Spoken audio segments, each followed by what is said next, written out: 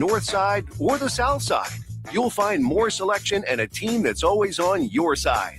When you're looking for a better way to buy your next Ford, visit Anderson Ford in Lincoln, where exceptional service meets unbeatable selection.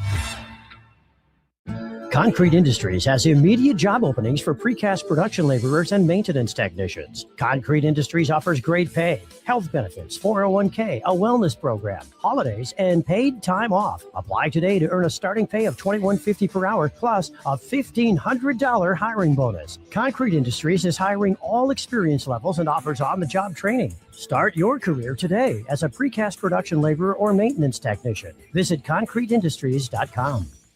At Jimmy John's, we don't make sandwiches. We make the sandwich of sandwiches. We use fresh veggies because we don't hate salads. We just feel bad for them. We make our sandwiches exactly how you want because you're the one who's eating it. And we bake bread all day, every day because stale bread isn't bread. It's croutons. Sandwich history is written by the victors. Good thing we have legible handwriting. Jimmy John's, the sandwich of sandwiches. Order pickup or delivery on the app. I can't believe I just scratched that car. Find my insurance card. Dude, what do you have in this glove box? Ew, are these socks dirty? Forget about the socks. I need my insurance card. Just pull it up on the State Farm mobile app. But I can do that? Oh, hey, I can do that. Yep, it's called service. I can file a claim on here, too? Yeah, it's called service. Whoa, I can call my agent, too? It's called service. Call your local State Farm agent, Vinny Krikak, today at 402-474-1173. This is the Jay Foreman Postgame Show on 93.7 The Ticket and theticketfm.com. Here's Coy Detmer dropping straight back in the pocket. Rifles a pass. It was tipped. It's picked off by Foreman. He's at the 15, 10, 5. He'll score! Look to the left, and he kind of telegraphed it all the way. When the ball was tipped, Foreman's in the right spot. The Jay Foreman Postgame Show is brought to you by Anderson Ford and Vinny Krikak of State Farm Insurance. Here's Valenti dropping back, fires a pass, and it's intercepted by the Huskers at the 25, Jay Foreman. And Foreman takes it down to the 19-yard line of Oklahoma. Another big play by the Black Shirts. Here are your hosts, Jay Foreman and Nick Sainert. What up? The Jay Foreman Postgame Show. This is not Jay Foreman, Nick Sainert. It's Jay Foreman, Austin Norman. Obviously, the Huskers will fall, it looks like 44-22 to the Utah Utes. A little bit of a difference of first quarter and the rest of the game, and that's kind of been that's kind of been Nebraska the last, obviously 3 games for sure, and obviously at times throughout the whole season. Obviously a disappointing loss, a game where you felt like Nebraska had a really good chance to upset a top 15 team. Interim coach or new coach, newly cemented head coach, and obviously 4 NFL players, or actually 3 NFL players and 1 All-American, first-team All-American, obviously not being out there to play. Felt like there was a lot of opportunity there. At times looked like Nebraska was going to be able to take care of it. But nevertheless, Utah Utes and what they've done all year to not only Nebraska, but everybody on their schedule, including when they lost. Devin Dampier and company have started to get busy, and they were on time and on target, and they were proved to be the better team today. And so you would like to go into the offseason with obviously a win, more positivity, and obviously lead to the rest of the 2026 class. And obviously that includes the portal class that starts open. It's open now, but officially on Friday. Both guys leaving Nebraska and guys hopefully coming into Nebraska. You would like to be able to take a positive victory against the top 15 team into recruiting season. But, nevertheless, obviously Utah Utes proved to be more than a game opponent. They when they woke up, they got going pretty good, and that's why they averaged, I think, 42, 43 points a game. Yeah, good offense, talented offense. Maybe not as good as Nebraska made it look, but Utah had its advantages and took full advantage of them really from the middle of the first quarter on. Nebraska got that stop there toward the middle end of the first quarter, wasn't able to do anything with it, wasn't able to move the ball from there, went 3 and out. And Jay, that to me was an early turning point in this game. It's hard to have, the moment in the first quarter. 4th and 2, Nebraska decides to punt from its own territory. instead of going for it. I get it's early in the game. Yeah, the way your offense had been moving. Okay, one possession doesn't kill you. I didn't love the decision to punt it, even if it's probably defensible. But from that point, a 31 or 37 nothing run. Yeah, at one for point Utah. it was 24 nothing. And then they got us two more touchdowns. So 37 nothing run, and it was a 24, maybe a 31 nothing run before Nebraska got its next first down. Yeah, and Nebraska went 30 minutes of game time, not just 30 minutes of real time. 30 minutes of that's like game an hour, time. That's between, an hour and a half of real time between first downs. Yeah, between first downs, and so Utah made some adjustments defensively. Nebraska struggled defensively against Utah Utes in their quarterback run game. And then they kind of came in with like their hybrid quarterback or Wildcat set with Dampier and Ficklin, and it gave them a lot of problems. Conventional run game gave them some problems. The shift in motions gave them some problems. And so, look, where Nebraska is very disappointing, obviously, no doubt about that. Mm-hmm. But it's a good teaching tape for the guys that potentially or hopefully coming back next year. They're like, look, this is what we put on tape. This is what we can learn from. I mean, I think a lot of it is self-inflicted wounds, and that's been all year. When you think about after the Penn State game, Matt Rule says that, they had the first 8 plays, you had mental errors. And these are base defenses going against the base offense. Well, that boils over into some of the guys, the majority of guys that are playing, going against a team that will give you the same formations but dress it up in a different variety. And you have to be able to communicate, but then communicate and then go out there and play. Where Nebraska was communicating, and then when the play started, they were a step or two behind. Well, you're a step or two behind against Utah. Now that's how you end up with 44-22 into the ball game. And another missed opportunity, because I don't think for the most part they got a physical. It was more out executed. And then obviously the mental advantage of Utah, what they had once they saw blood in the water, they definitely were like some sharks and trying to go and obviously, put you to sleep. As a reminder, 402-464-5685. If you have thoughts, Starter Heyman Jewelers text line or Honda of Lincoln hotline. Jay, let's take our first call of the night. Let's head there. Oh, nope. Caller hung up. Sorry, caller. No one in the studio, everyone. So if you don't hear anything, stay on the line. Right. We'll get to you. We'll patch you through. Let's pause 10 seconds quick for station ID, and then we'll keep the Jay Foreman postgame show rolling.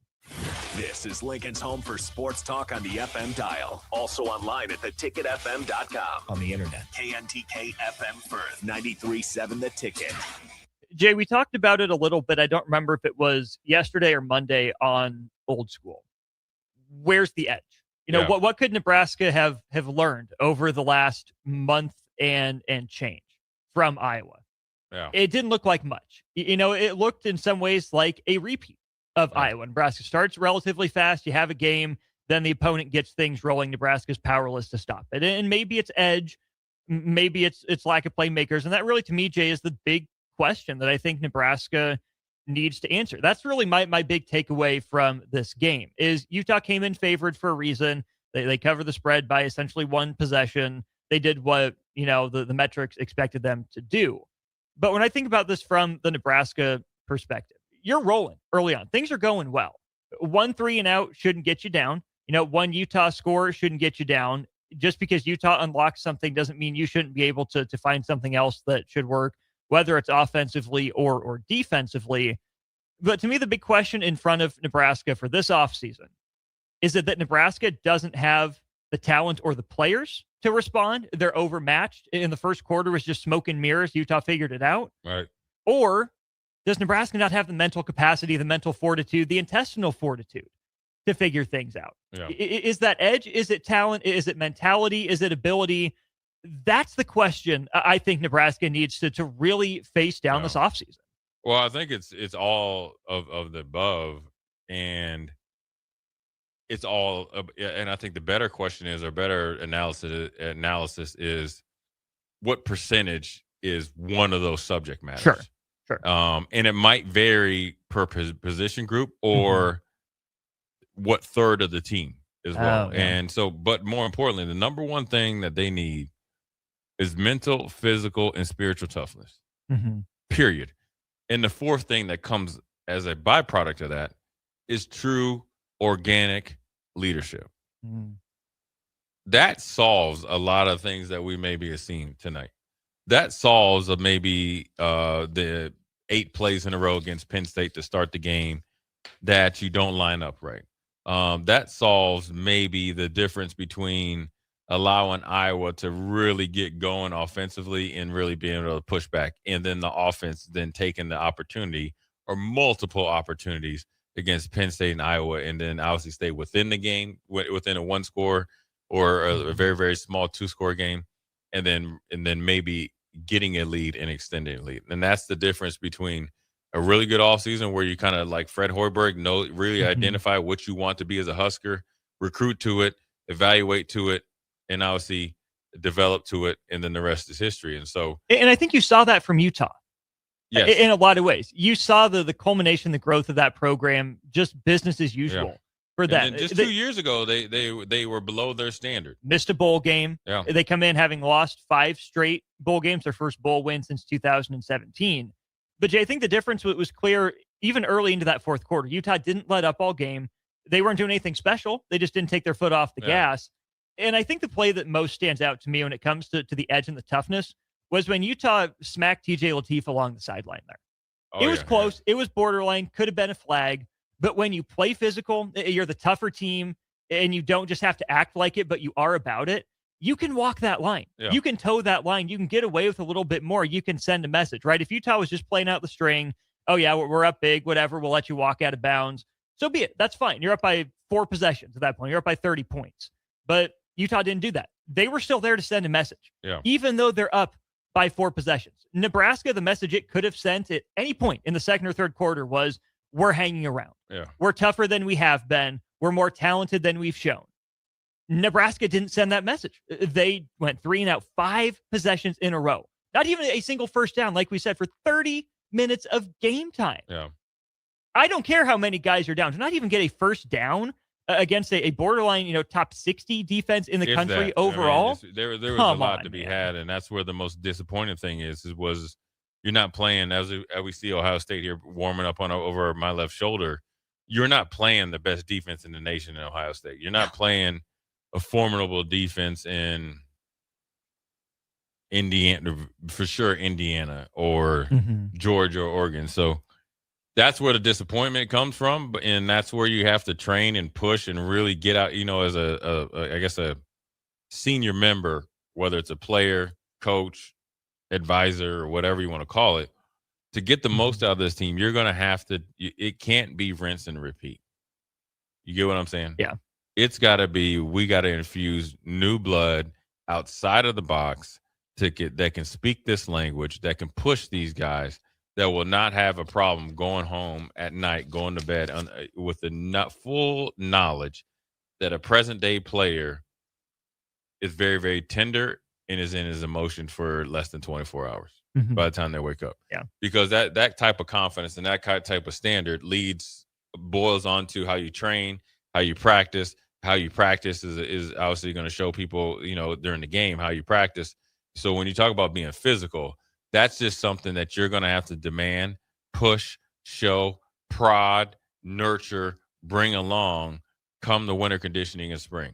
And it has to become a way of life, because then that's second nature, like you're talking about Utah, where Nebraska walks the ball down the field. Utah comes back and scores. Nebraska walks the ball up again, and then they end up stopping him, and then obviously, punting. Well, that's the point where Utah's at a breaking point. That's why you need what you mentioned, the edge, the coaching, the intestinal fortitude, all that. That's when you get the one opening that you probably couldn't plan for, and they give it to you. You got to kill them. Yeah, not just slap them. You got to kill them. You got to straight upside the head. head. And that's where didn't do it. And that's where they lost it a little bit when they had the 14-7 lead. 3 points would have been the equivalent of 10 points, even though you only have 3 on the scoreboard. Then you were able to maybe answer the bell against them. They scored. Then we stop them. Then the next time they get the ball, we let them off the hook. Those type of situational football problems is something that where players have to really, really get in tune to, because when you're trying to get to wherever they say they want to go individually, you have to find a way to play better. And that's both individually and collectively. Mm-hmm. And it's not selfish at all. And well, it's what you always say in old school: operate individually, think collectively. Mm-hmm. And when you do that, it actually frees you up to be a better player.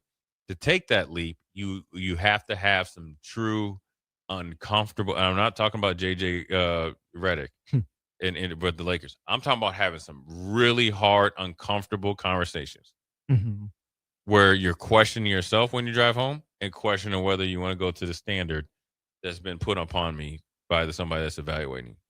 Both, and this is offense and defense. And special teams, not good today either. Yeah, I mean, and it's tough. Bowl games are tough, but if you know anything about Colorado State, they're going to come to compete. Or not Colorado State, but Utah. I'm thinking about Colorado State when they went up to Colorado a couple years ago. But when Utah, they're going to come to compete. Even though they lost their head coach, he's been there for 21 years. Yeah, his DNA is in that building. On every one of those football players, every one on that coaching staff. It doesn't just leave after 10 days. They don't even know it. Like the guys that are coaching and playing, they don't even know it because they're thinking like, okay, we lost our head coach, so we're going to just go play for our new head coach. Well, you're playing for your new head coach because he's the one that your original head coach picked, and he's a byproduct of him. So it's really a smooth transition into him. But they don't even know that because you're so fixated on what you have to do. And then when you look at Nebraska, it's just one of those things that you lose 3 games in a row, all 3 the same way. As you get on the plane and coming back, I think either tonight or tomorrow, whenever, both coaches, players, and administration, you got to figure out, okay, what have we done positive, and then what do we need to do to change the outcome of games like this? Yeah, and those conversations are hard, man. Necessary because you have to take some accountability. You have to have a tremendous amount of humility. You have to probably communicate with people that actually aren't in your either circle, but are not comfortable conversations. Yeah. And you got to be able to take and receive, or receive and take. And then you have to be able to step back, maybe take some notes like we have over here from the pregame show. And then you think, okay, out of those notes, how am I going to come up with a solution? That's the hardest thing to do right now where you're at, because you're in the middle ground of the whole ball of wax of the old college football playoffs or college football programs, Power 4. You're right smack into the middle. And this lawsuit, you don't want to make it down to the bottom third, because then you're thinking about, all right, you'll lose your certification in these power leagues that are coming in about 2 years. Gear up for 2026 and winter with Baumgars, where they have everything you need to get your farm ready for the season and tools for your projects to get ready through winter. Stop by Baumgars throughout Nebraska and in Lincoln at 56th and Cornhusker Highway. Let's try our Honda of Lincoln hotline again. Nope, hung up. People, again, if you're calling in, stay on the line if you don't hear anything. No one's in the back room. We're just patching you straight through. We'll get to you when we can. With no one on the Honda of Lincoln hotline, here we go, Jay. Let's hit our Sargent Heyman Jewelers text line. Some of these go back all the way to 4 o'clock, right around halftime or early third quarter. I'm sure it was Lincoln. I'm sure. We have Rule improving to 2-30 versus top 25 teams. Extension was a horrendous business decision. Backwards hat Matt somehow made the defensive line worse. 64-58. We need to reconsider everything. 85-01. Can Nebraska please go back to the Big 12? Well, hey, guess what? Guess who waits for you in the Big 12? Utah waits for you in the Big 12. 24-41. Says, oh my gosh, nothing to lose. And again, Rule gets smoked. GBR since the 70s, but again, wrong staff and 6-6 type team. Go Big Red to the core, but there's that. You got some fire people calls again already. Jim says, disappointing, the lack of effort, poor tackling, getting hit in the mouth, and we roll over. Isaac, what a finish to the season. Blown out again. Not only can Nebraska not beat a top 25 team, can't even stay on the field with them. What did Nebraska learn from Minnesota, Penn State, Iowa? Nothing. Going to have to put a lot of sugar in that red Kool-Aid again to get me to drink it. Jay, not an unforeseen end to the season, but like you said, an uncomfortable one. And with every season that continues to end like this for Nebraska, 0-4 in November in year one for Matt Rule, 1-3. And now with a bowl win, right, in December of last year, and now 1-3 again in November with a bowl loss. You get to the same 7-6 record. Maybe it's something, maybe it's nothing. Mike Riley, 19-19 through 3 years. He was let go. Matt Rule with the loss now falls to 19-19 as well. Yeah, I mean, obviously, everybody can, look, that's what fans do. You're going to look at stats, records, and try to predict the future. Obviously, listen, I will tell you, if you could be mad at Matt Rule and you want him to get fired, he's not going anywhere. No. So he's going to be head coach for the next, for the next few years and foreseeable future. So now you got to really focus on to worrying about or wondering what Nebraska is going to do to either fix some problems or lessen the negativity of some areas on the football team. That needs to be the focus right now. Obviously, you need to go back and evaluate this tape because there's a lot of guys that potentially could be those answers that I mentioned previously to the question previously, asked. Those guys need to be evaluated because as you move forward, you have to have a realistic scope or be realistic in the scope of things that understand it.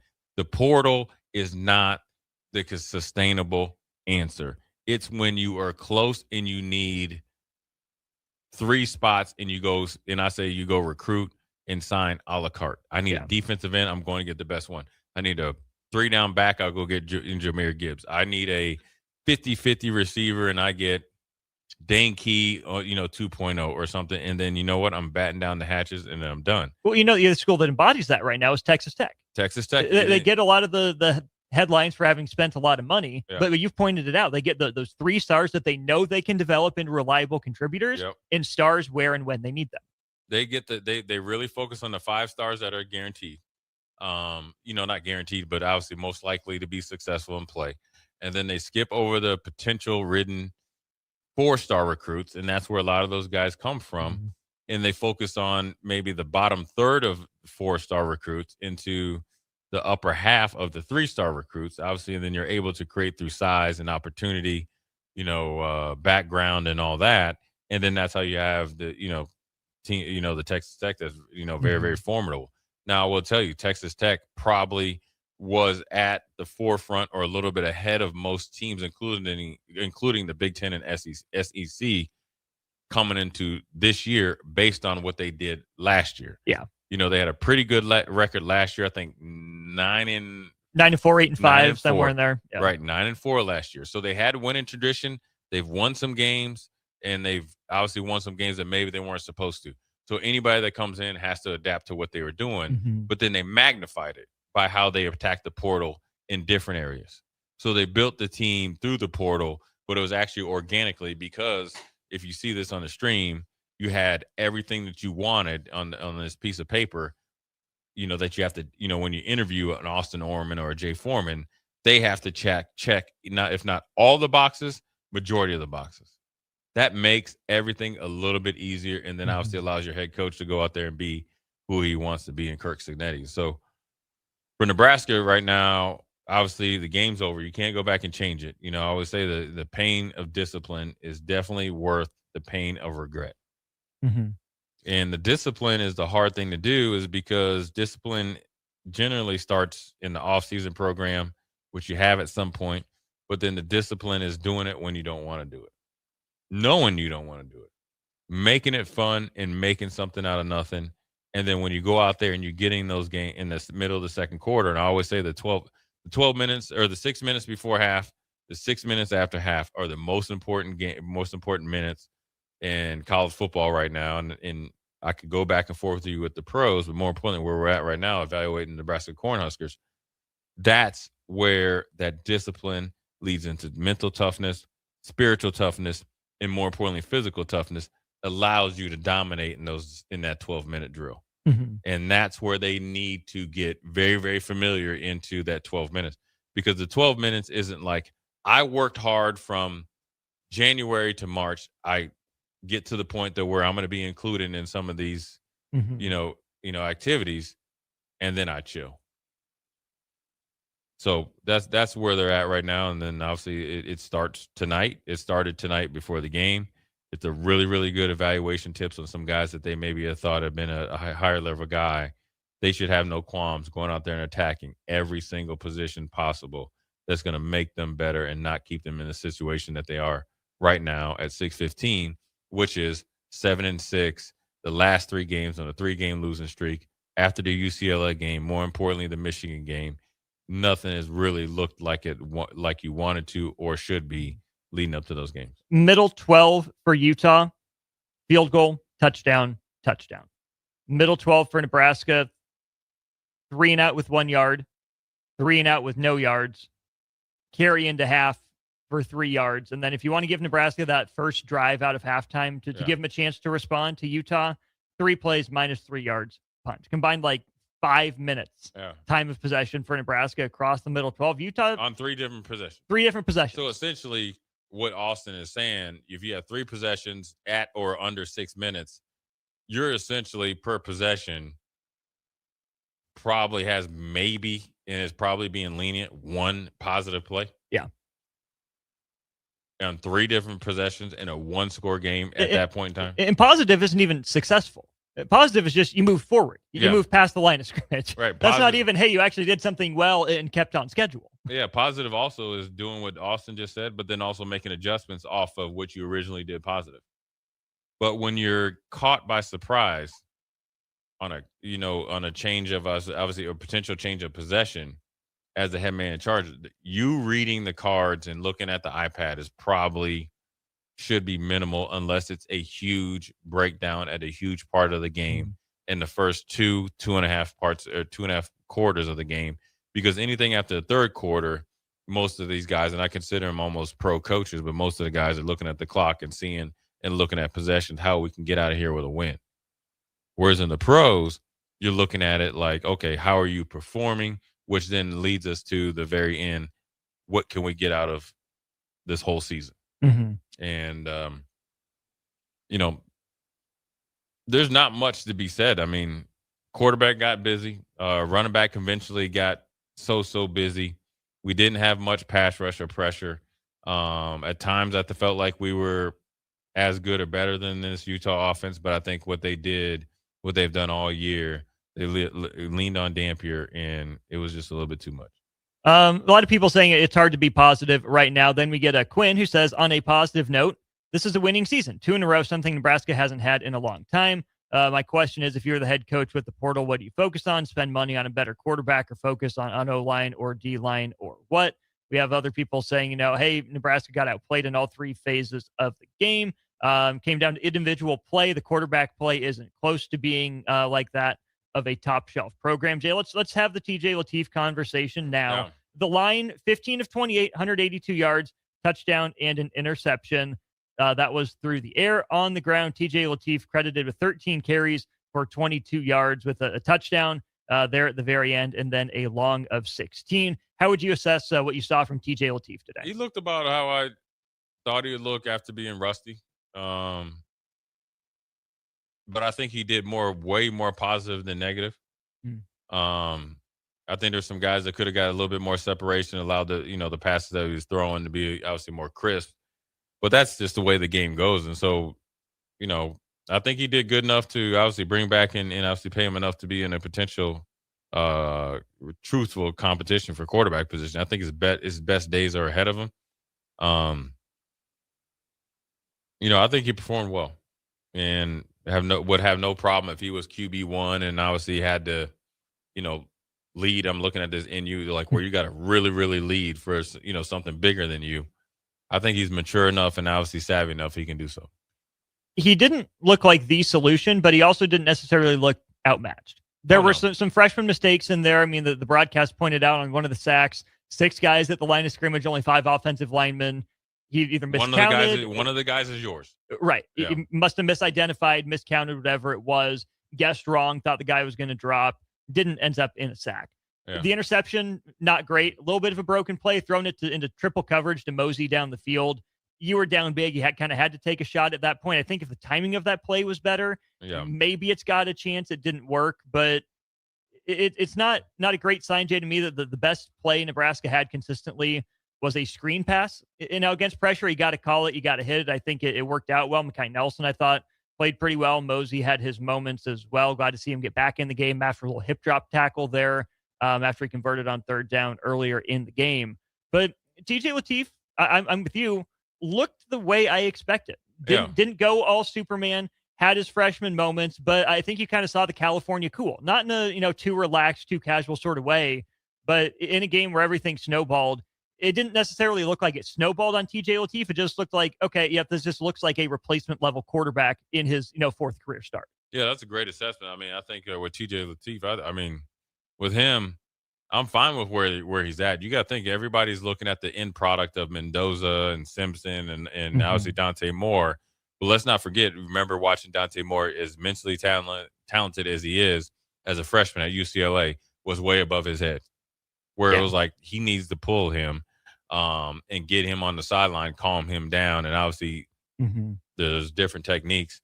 You do that based on because you're trying to save him from himself. And so, I mean, what do you do? Do you invest in the offense and defense line? I think you can't. You have to invest in the offensive line, but I think you have to invest in true, organic, truthful, meaningful leadership in the locker room. Guys that are willing to grind through games like this and find a way to pull out. Guys that have been through some battles and understand exactly what, the position coach or the head coach wants. And then able to implement that and police that inside the locker room and outside the locker room as well. Understanding you're playing for a bigger purpose. That allows you to really develop at a higher rate of speed. That's what Coach Wade had been talking about. And for the most part, at some point in time, for the first quarter, for sure, Nebraska was, at least in my opinion, obviously was able to uphold that. And hopefully you get it to, potentially lead to a full game and move forward. Joe and Boulder, were you guys watching a different game than me? TJ's performance was incredibly underwhelming. Not really a threat to take off and run, hesitant and not sharp in the passing game. Joe, I'd love to know what your expectations were for TJ Lateef. If you want to say he was bad, so be it. Utah wasn't a great defense. I think I would agree with Jay's assessment that guys weren't necessarily open. I mean, a couple big-time throws to Quinn Clark late in the game. Sometimes some lanes closed up. It looked like a guy that was getting back in the swing of things. Like you said, coming off the hamstring that limited him a little bit. And again, his fourth career start. I think Husker fans have some of this impression in their head because they've seen it, Jay. Other teams, true freshman quarterbacks can come in and tear Nebraska up sometimes. We've seen that time and time again. But I don't know that I could ever say TJ Lateef was underwhelming, let alone incredibly underwhelming. He played a football game like a true freshman. He's going to have to learn from it if he wants to be the starter for next year. Some of it's on him. Some of it's on the situation. Some of it's on the guys around him. TJ Lateef was not great. TJ Lateef, I don't even know if I would say, obviously the stat line isn't good. He was pretty much exactly what I expected. He played the game. Yeah, he hasn't changed. I think sometimes, when we played Houston Christian and Akron, and then where TJ is obviously looked really, really good against them, instead of looking at the recent history of it or when he played, you look at, the best times. And that's what you're supposed to do, I guess, as an evaluator. But we're talking on the radio, so we don't really need that. I think that's where you misconstrue what TJ has brought to the table. He's brought a calming force in the huddle. Somebody that goes to work every day. And I will tell you this, is being around a defense in practice, when you see some guys struggling, the last thing I'm thinking about is what Mr. McNair, in this case, our owner, which would be the GM to, Nebraska's, associate or head, AD. I'm not worrying about what Dylan is doing. Yeah. I'm worrying about what I'm going to be doing. Once I figured out the difference, it's the best way to go about, business. And so, there's still more questions there. I mean, I felt like going into the game, there's not one, I'm trying to think as I'm talking, not one player that should feel comfortable enough to feel like I've earned enough, I've played well enough, I got this, I have the benefit of the doubt. Yeah. I can't think, maybe I would normally say Ja'Cory Barney, but I would not say it based on what happened. It's him by default, more so than anything. Right. Like, I would sure say that generally Marshall, as far as in the defense goes, but not so much. Maybe Schaefer's, but there was kind of things that I saw where you got kind of ran over by a quarterback, and so I think they have guys right on the cusp. But then those guys, if they really want to take over the team, then they got to do it, which will lead to better results when you play. I call it like opponents, a opponent that thinks, acts, and wants to be considered year in and year out a top 15 opponent. That doesn't matter if you play home or away afterwards. Mm-hmm. If you want to get to that mentality, you got to surround yourself with people that know that mentality, because it's a different type of mentality that you need in order to go to the next level. And that's not even the NFL. I'm just talking about the next level for Nebraska right now is 8 wins. Yeah. I mean, maybe 9. The next level is that's the next step. Whether you have a favorable schedule or you have a schedule that's somewhat hard, and then they have their deals over there. You have to think you have to be very process oriented and not outcome based. Process leads to wins. Process leads to championships. Process leads to legacy. Process leads to long term. Mm-hmm. You handle the process and get out of your own way. It seems to me that Nebraska and Husker Nation would be very happy here moving forward. 2 things to get to on that. Let's pause that conversation and finish up TJ Lateef here. Our own Nick Upgrade Sainert tweeted something about this. Didn't feel like TJ Lateef was necessarily put in position to succeed consistently after the first couple of drives. Joe in Boulder says, my biggest annoyance is Holgorsen calling a pass-heavy game yet again when Nelson and Mosey were averaging healthy numbers running the ball. I just don't think he can help himself. Jay, the first 2 drives is, look at this. Dana Holgorsen's back. He's a wizard. He's got Nebraska in great position. Then Nebraska goes 3 and out 5 times in a row, and that's not why you hire Dana Holgorsen. Yeah. You hire Dana Holgorsen to put up 45 points in a game where the other team scores 44. But it's just, to me, funny to hear, look at Dana Holgorsen. He's great. He's calling a fantastic game. And it all went out the window. I'm not saying it's unfair. I'm not saying it's off base. Sure, the magical, adjustments over orange slices at halftime. That's why you hire a professional play caller like Dana Holgorsen, is to have some of that in the back pocket. Some of it's on coaching. Some of it's on game flow. Some of it's on players. I know you're going to say that. Just execute what's called. Nebraska missed some opportunities. But back to what Nick tweeted, did you think Nebraska had a decent enough game plan around TJ Lateef to give him maybe more opportunities that he maybe missed? Or do you think the game plan was maybe a little suspect from the jump?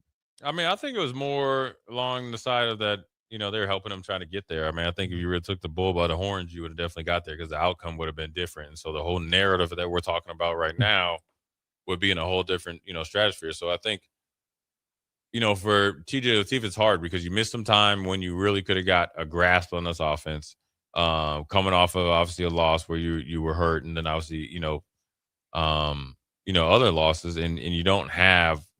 One thing is what people don't understand: having played in 4 games is different than I would say he started 4 games in a row. Yeah, I mean, he played the second halves against Houston Christian and Akron. What do you get out of that? Right, you're thrown into emergency duty against USC, and you're the backup. You always got to be ready. And then you get UCLA. You return home, handle that moment pretty well. Second half kind of fizzled, but you did enough to win the game. And then you face 2, top 20 defenses in the sport, if not more, in Penn State and Iowa. And then you have that hammy injury kind of hampering your bowl prep. Yeah. Reasons and excuses. Yeah, I mean, and they could be factual, but at the end of the day, we know the facts. Facts are that we're 7-6. We've set ourselves up to be ripe for the picking for other schools to come and try to purge, rotational players or whatever you want to call it from our roster. But then also we have to make sure that we don't do the thing that you can't do in negotiations: overextend yourself. Yeah. And so we've overextended our time on this first segment here in the 6 o'clock hour with the Jay Foreman after game show. We're going to take a quick break, come back. Jay Foreman, Austin Norman on the 1s and 2s. We'll be right back. You're listening to coverage of Nebraska football in the 2025 Las Vegas Bowl on 93.7 The Ticket. Bowl game coverage is sponsored by Advanced Medical Imaging, MWR Building and Fence, Ben Bleicher of Professional Realty Group of Berkshire Hathaway Home Services, and Amigos Kings Classic. This is Nebraska football bowl game coverage on 93.7 The Ticket. There are so many realtors in Lincoln and Omaha, but don't get overwhelmed by all the no-names, plus all the different companies. Ben Bleicher with Professional Realty Group at Berkshire Hathaway Home Services Real Estate is your go-to option, whether buying or selling residential, luxury, leasing, investment properties, or commercial property, small or large. Ben's team offers decades of experience, unbeatable customer service, and promises to fully protect your interests throughout the entire transaction. Call 402-419-6309 for all your real estate needs. Ben Bleicher with Professional Realty Group of BHHS Ambassador Real Estate. MWR, a local company of Lincoln, is proud to announce they are able to offer their own post-frame building packages in metal to anyone desiring a building, whether you're a contractor or a DIYer. They can install your building as always, and they offer multiple different rib profiles and loads of color options, including the wood grain metal at great competitive prices. You can inquire at mwrbuildingandfence.com or just draw your desired building and submit it in their contact us page, and they'll get back to you. Call MWR today at 402-540-8966. If you or anyone you care about is facing a family legal matter, call Cordell and Cordell today at 1-855-GET-LEGAL or visit CordellCordell.com to schedule your consultation. There's a lot on the line in divorce. This is Joe Cordell of Cordell & Cordell, the largest family law firm in the country, with over 35 years of helping clients navigate divorce. But being big doesn't mean less personal or less local. Our attorneys live and work in your community, and as neighbors, they understand the challenges your families face. Divorce touches all areas of your life: your home, savings, retirement, and of course, kids. So when you find yourself facing divorce, you need a partner you can count on. Visit CordellCordell.com to schedule your consultation. If you or anyone you care about is facing divorce, contact Cordell and Cordell today. With over 100,000 clients served, we understand the challenges you're facing on a personal level. Call Cordell and Cordell today at 1-855-GET-LEGAL. That's 1-855-GET-LEGAL. 1221 N Street, Lincoln. The holidays are here, and there's every reason to make Tipsy Tina's Taco Cantina part of your plans. Are you heading to a Nebraska basketball game? Stop at Tipsy Tina's before or after for delicious tacos. Meeting friends for drinks for an ugly sweater get-together? Enjoy Tipsy Tina's variety of margaritas. And if you're not sure about what to get for a gift this year, Tipsy Tina's gift cards are always a great idea. Don't forget about the event space at Salt next door to Tipsy Tina's, all of them located in the Haymarket at 8th and Q. Tune in to 93.7 The Ticket all week for coverage of Nebraska football's appearance in the 2025 Las Vegas Bowl. Coverage of Nebraska football's bowl game is sponsored by Advanced Medical Imaging, Ben Bleicher with Professional Realty Group of Berkshire Hathaway Home Services, MWR Building and Fence, and Amigos Kings Classic on 93.7 The Ticket and theticketfm.com. Anderson Ford in Lincoln has 2 convenient locations, which means 2 times the customer service, 2 times the inventory, and 2 times the ability to get you in the car of your dreams. Whether you visit us on the north side or the south side, you'll find more selection and a team that's always on your side. When you're looking for a better way to buy your next Ford, visit Anderson Ford in Lincoln, where exceptional service meets unbeatable selection. I can't believe I just scratched that car. Find my insurance card. Dude, what do you have in this glove box? Ew, are these socks dirty? Oh, forget about the socks. I need my insurance card. Just pull it up on the State Farm mobile app. But I can do that? Oh, hey, I can do that. Yep, it's called service. I can file a claim on here too? Yeah, it's called service. Whoa, I can call my agent too? It's called service. Call your local State Farm agent, Vinny Krikak, today at 402-474-1173. Stonebrook Exterior is your trusted partner in exterior solutions for both residential and commercial projects across Lincoln and Omaha. With over 2 decades of expertise, they deliver everything your building needs, all under one roof. From roofing and siding to gutters, wall systems, custom masonry, and metalwork, Stonebrook handles it all with precision, safety, and professionalism. Take the worry out of your exterior projects. Choose Stonebrook Exterior, where quality, safety, and service come together seamlessly. Visit StonebrookExterior.com or call 402-438-5559 to get your free quote today. At Jimmy John's, we don't make sandwiches. We make the sandwich of sandwiches. We use fresh veggies because we don't hate salads. We just feel bad for them. We make our sandwiches exactly how you want because you're the one who's eating it. And we bake bread all day, every day because stale bread isn't bread. It's croutons. Sandwich history is written by the victors. Good thing we have legible handwriting. Jimmy John's, the sandwich of sandwiches. Order pickup or delivery on the app. Hey there, this is Paul Scheel, owner of High Electric. I want to thank our friends and loyal customers and introduce High Electric to those looking for a new electrician. We've been serving the Lincoln and Omaha area for over 30 years, from design to install, upgrades, and repair. If you are a homeowner or a small business needing some electrical work, Call us at 402-466-6606 or check us out at hyelectric.com. We look forward to hearing from you. Back to the Jay Foreman Postgame Show on 93.7 The Ticket and theticketfm.com.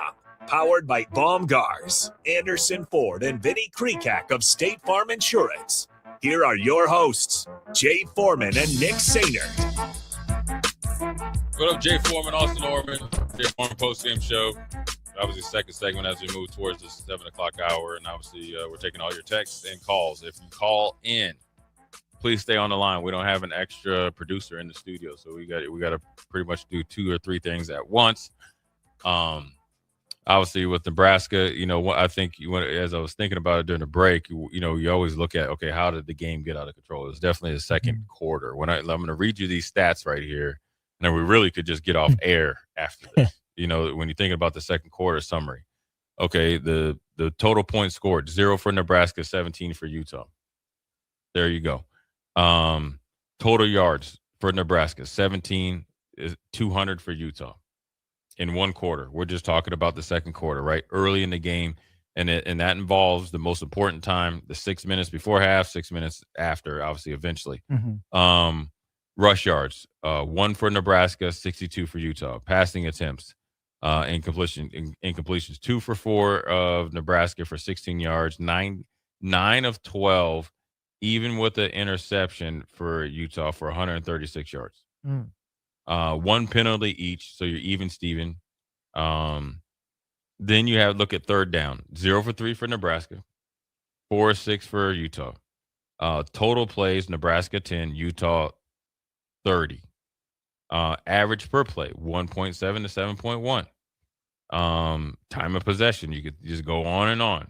5.5 minutes to 9.5 minutes for Utah. When you look at those stats, that's where you lost the game. So that's the difference between motivation and discipline. That's the difference that's the difference between going into the game, expecting, knowing, and kind of have a internal plan based on if the team makes a comeback or gets a little bit of control in the game. How do we get it back? That's where Nebraska has to grow the most. Sure, better players will help athletically or whatever. Sure, you could see maybe maybe a little bit, we need a little bit bigger guys or more depth of bigger guys on defensive line and offensive line and all that. That's great. The most important thing is that type of mentality has to go through that football program on a day-to-day basis, and it cannot change.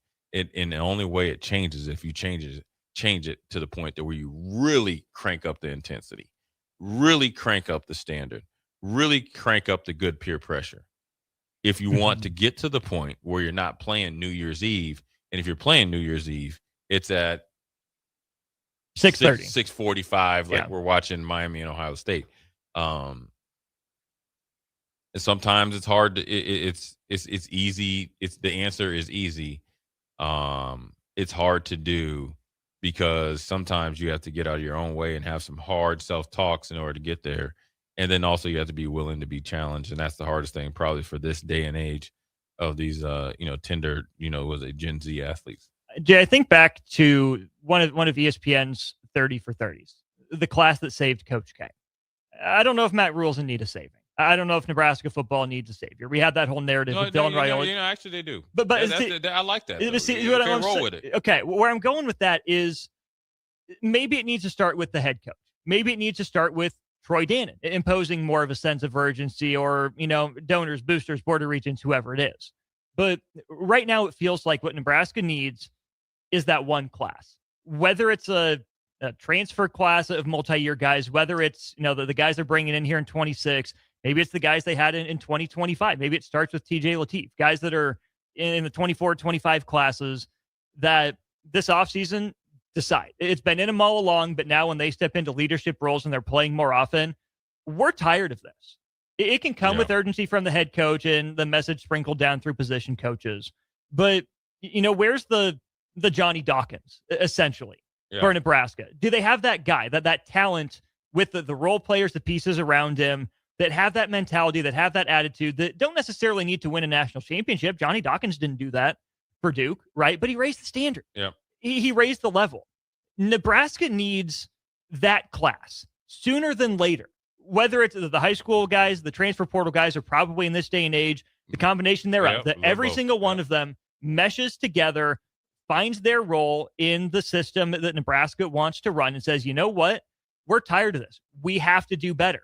If we see better being done, we amplify it. If we see worse being done, we say, no, that's not what we want to be. Whether we're freshmen or sophomores, if the upperclassmen aren't going to hold us to that standard, we're going to challenge them in a respectful way. If they're not going to hold us to that standard, you know what? We're going to take it upon ourselves to do that 1, 2, 3, 4, 5% extra to raise the level that other people haven't been willing to do. That's really what it feels like Nebraska is missing, is that essentially that class that saved Coach K.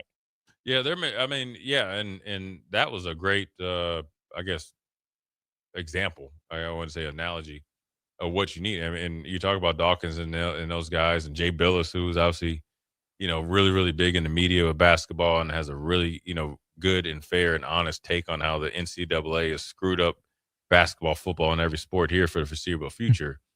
All that is a byproduct of being at Duke at that time and be a part of that class. Yeah. Why? They all had to go through the grind. They all had to believe in something that was bigger than them. They all had to take a chance on Coach K. Coach K had to take a chance on them. They also all had to be pushed into a corner with their backs against the wall. This is what we have to do. You all have to play well. I have to coach well, or none of us will be here. Yeah. Or at least I won't be here because they didn't have the transfer portal. That's what they need. And yes, everybody's going to look physically what we need, right? We need a 6'5", 310-pound guard and all this. No, we need that mentality. What you're saying is every day is 4th and 1. Yeah. Every day is important. Every meal is important. Every lift is important. Every recovery is important. And then obviously being able to challenge each other to get the best out of each other. And it's not personal, because we're not at the point where we're I guess Ohio State and like Michigan and like Penn State and even Oregon and Alabama and Georgia, LSU, Texas, like just take those teams and whatever, where they're asking you to do something and you kind of maybe push back on it or you don't do it as well. And then you're like, all right, I'm leaving. And they're like, cool, because we got 3 down the pipe coming. Yeah. This is at a point that where you got to challenge guys. They got to meet the challenge. Maybe they don't meet the challenge at another time. You got to bring them up to the challenge. And then therefore you're organically really, really, training their mind to be mentally tough. Like I said before, you want to get ahead of the curve.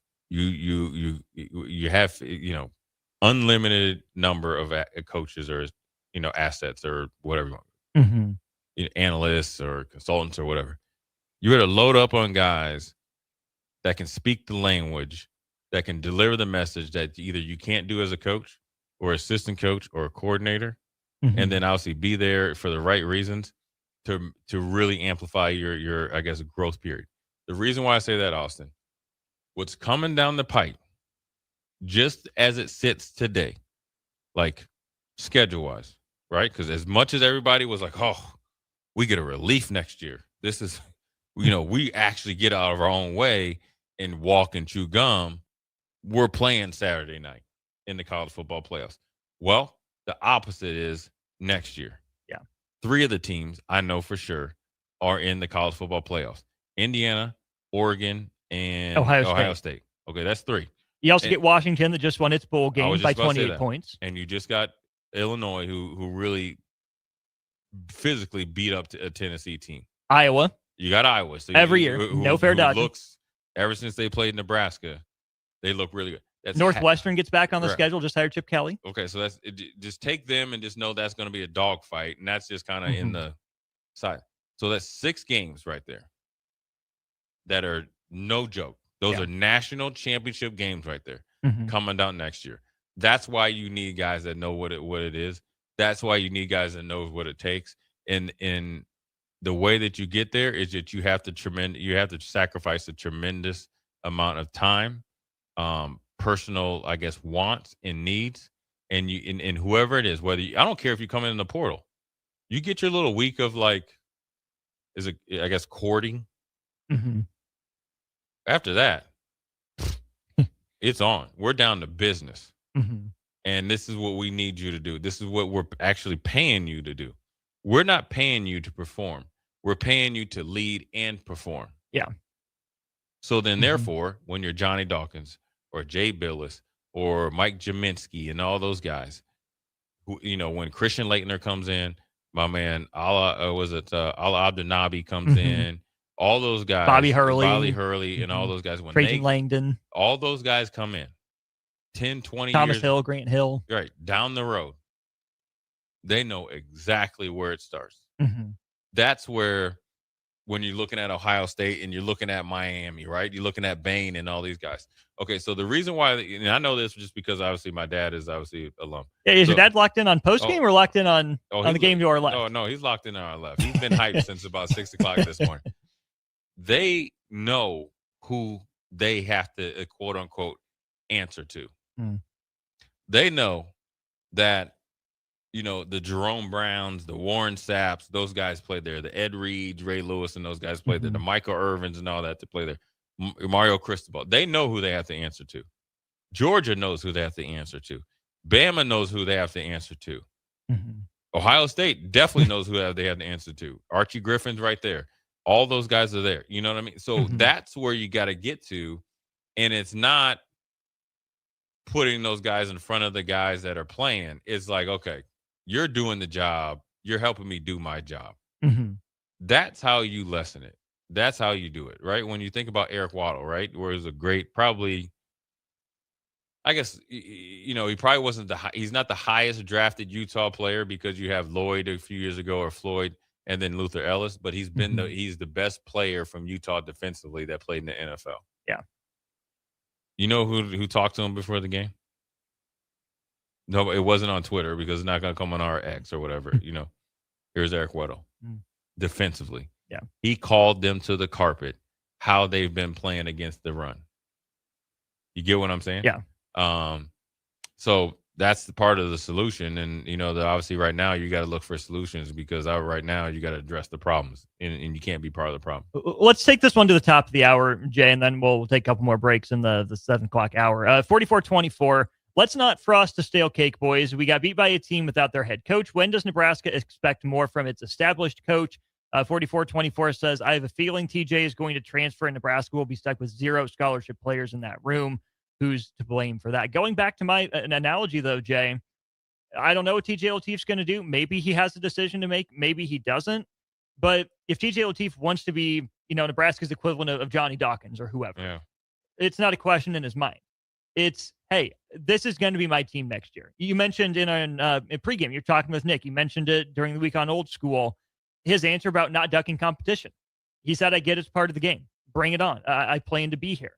Yeah. We'll see over the next, week, the next 3 weeks, how true that ends up being. But if TJ Lateef wants to be that guy, this isn't the time you turn and run. It's going to be uncomfortable because it has to be uncomfortable. But it's going to take that guy being the tip of the spear of that class, leading the way, that doesn't, tuck tail, that doesn't cower, that doesn't do what its former defensive coordinator said, play scared or go away from, the game plan just because you got hit in the mouth once. It's going to be uncomfortable at your point. It's going to be struggles.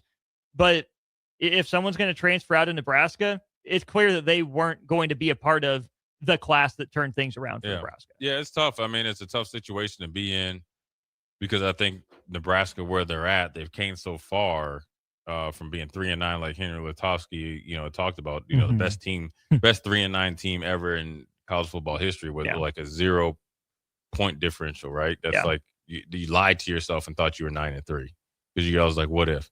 But then also you're now at the point to where you're 7-6 last year, 7-6 this year, where you've shown enough growth and you've had different portal classes and upgraded your talent realistically when you look at just the skill position from Jamal Banks and Nair to Key and Hunter when healthy. Year 1 Dylan, the year 2 Dylan before he got hurt. Emmett Johnson versus I guess Emmett last year versus this year, totally different. Then you think like if you're a lot of these teams that are already more established, they're really trying to look at your roster where we can come pluck your roster. TJ Lateef is a perfect example. A young, very, very talented, a lot of potential type of quarterback that has shown flashes. And you figure if he gets inside our program with, I don't know, whatever they figure that they offer, and obviously financially it comes with it, then you're like, oh, we have a diamond in the rough. Nebraska did all the legwork. They recruited him. He learned under Dylan Raiola. He kind of got forced into action. He was able to handle himself, which he did tonight. He handled himself and shows the maturity that he can play and has a lot of potential to get better. He played through an injury. I don't still think he was probably 100%, but he showed the ability to run. We get him a whole offseason. Maybe we can get him to bite on this, apple here and get him away from Nebraska. That's where we're at. I say this, and I believe this wholeheartedly. If your record is 5-7 and like 7-5, and then I'll throw 8-4, and it depends on how you look aesthetically. And this is before the bowl game. That's the worst place to be, because that's what happens. Because most of these teams. Okay, here's an example. Alabama, when they had the running backs, but whether it was Nick Saban's last year, they were looking for a more versatile and explosive running back. They went right to Georgia Tech and got Jahmyr Gibbs. Worked out pretty well for everybody. Worked out for everybody. But they had an eye on a team that was a little bit lower than them to go get them. Yeah. What did Georgia do this year to remedy all the drops from last year? Go get a dude that's on a team, step or two down from them, bring him to campus, problem solved, and bring. And can catch, right?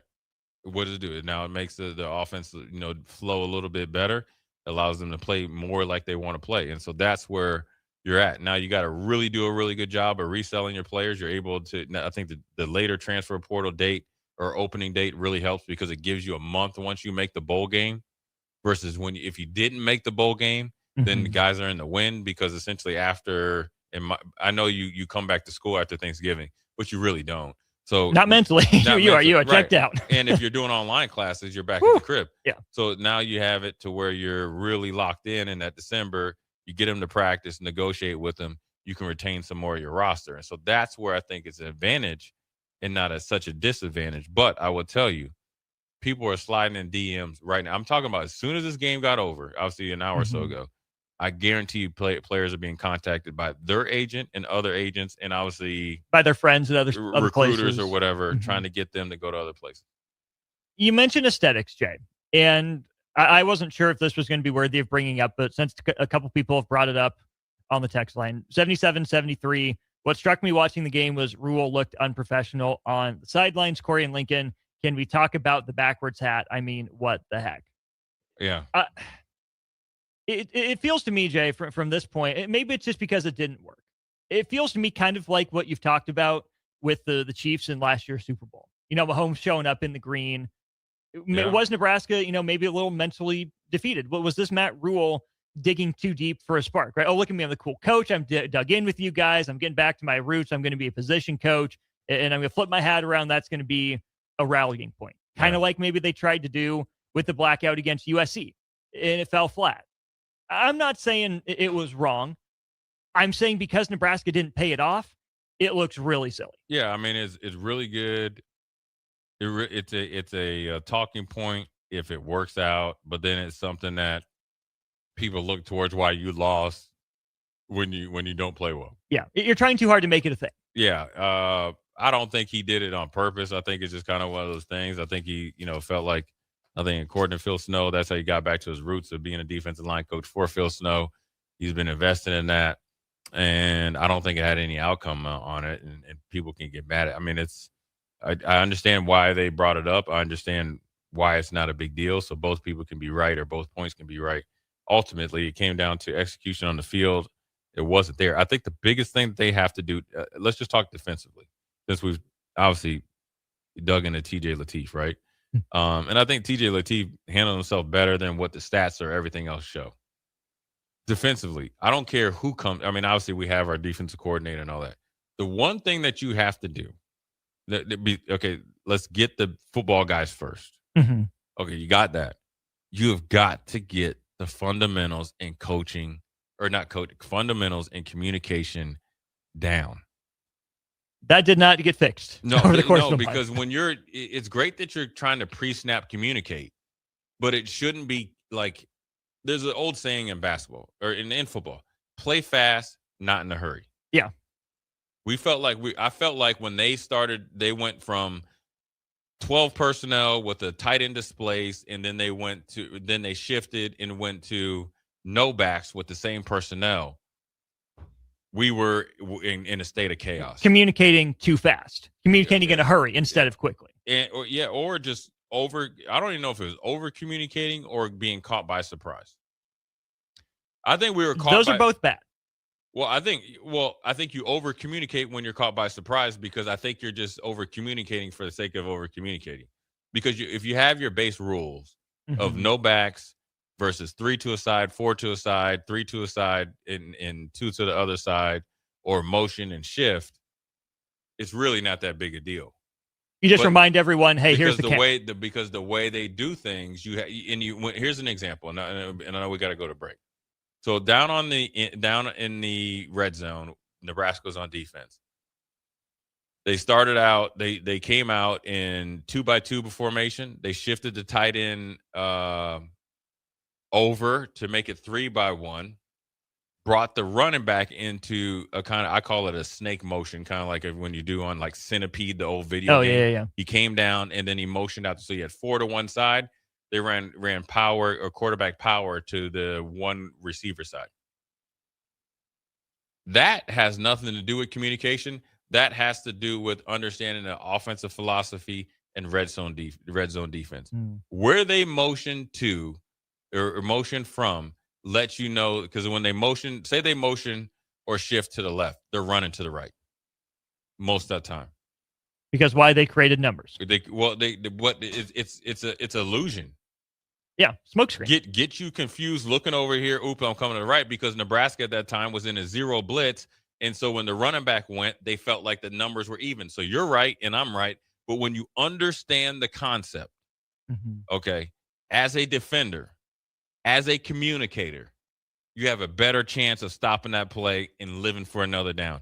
You stop the play and live for another down. The pressure goes from Nebraska's defense squarely over to the Utah Utes offense. Well, we saw even Nebraska's offense have success with that. The wheel route to Mekhi Nelson. Right. Get everyone going right. Luke Nelson back out to the left. Same thing they did against UCLA, or similar concept that resulted in Emmett Johnson touchdown. It was the exact same thing, except for Emmett Johnson was on the left side when they did it and was delayed, and then just brought him from the right side. So that's what you show, obviously growth, and Dana doing something to make it an easy pitch and catch for Lateef. That's what you do to people. And it wasn't in the red zone. It was in the extended red zone. Yeah. And that's how it works out. And so when you that's where they need to have the most growth. So what I'm saying is, you got Coach Orrick, he'll come in, and Coach Manning, and I assume Coach Simpson, and all that, their defensive staff, right? And they'll do, they'll coach the guys up hard. But the players have got to get to the point where you understand the game of football. That means you either got to watch more tape, you got to ask more questions, you got to be more mentally engaged in practice, and obviously in the walkthroughs and all the stuff they do. Yeah. They do in the offseason in order to remedy that. Because if you think a coach is going to be able to be out there and hold your hand against a team like Utah, where you say you want to get to, right? If your goal is to be a top 15 or plus team next year with a realistic chance of being in the conversation at the last week of the season, okay, that's what you have to do as a player and as a leadership group. You get what I'm saying? Yeah. And that's why that's so important, because the coaches can only do so much.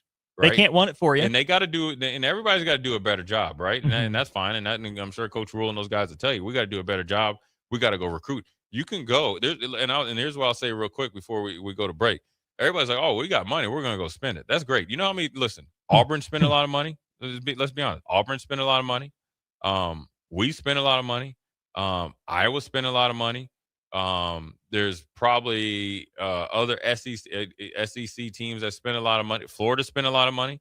Florida State spent a heck of a ton of money. North Carolina tried to penny pinch and do money ball, but they still spent a lot of money. I'm sure there's other teams Texas spent a ton of money. And Texas A&M did. Now, all these teams spend a lot of money, but they're not in the college football playoffs. Yeah. The majority of them I just mentioned. Yeah. So just because you go spend money, that's fine. You got the players. Now you got to coach them up, and they got to take what you did coaching-wise and implement it and then magnify it. What makes a really good coach? Great assistants. What makes really good play or really good like leaders or teams? Guys that guys that want to be led and are willing to lead, or willing to be led, and guys that are wanting to be led. And then you go execute it.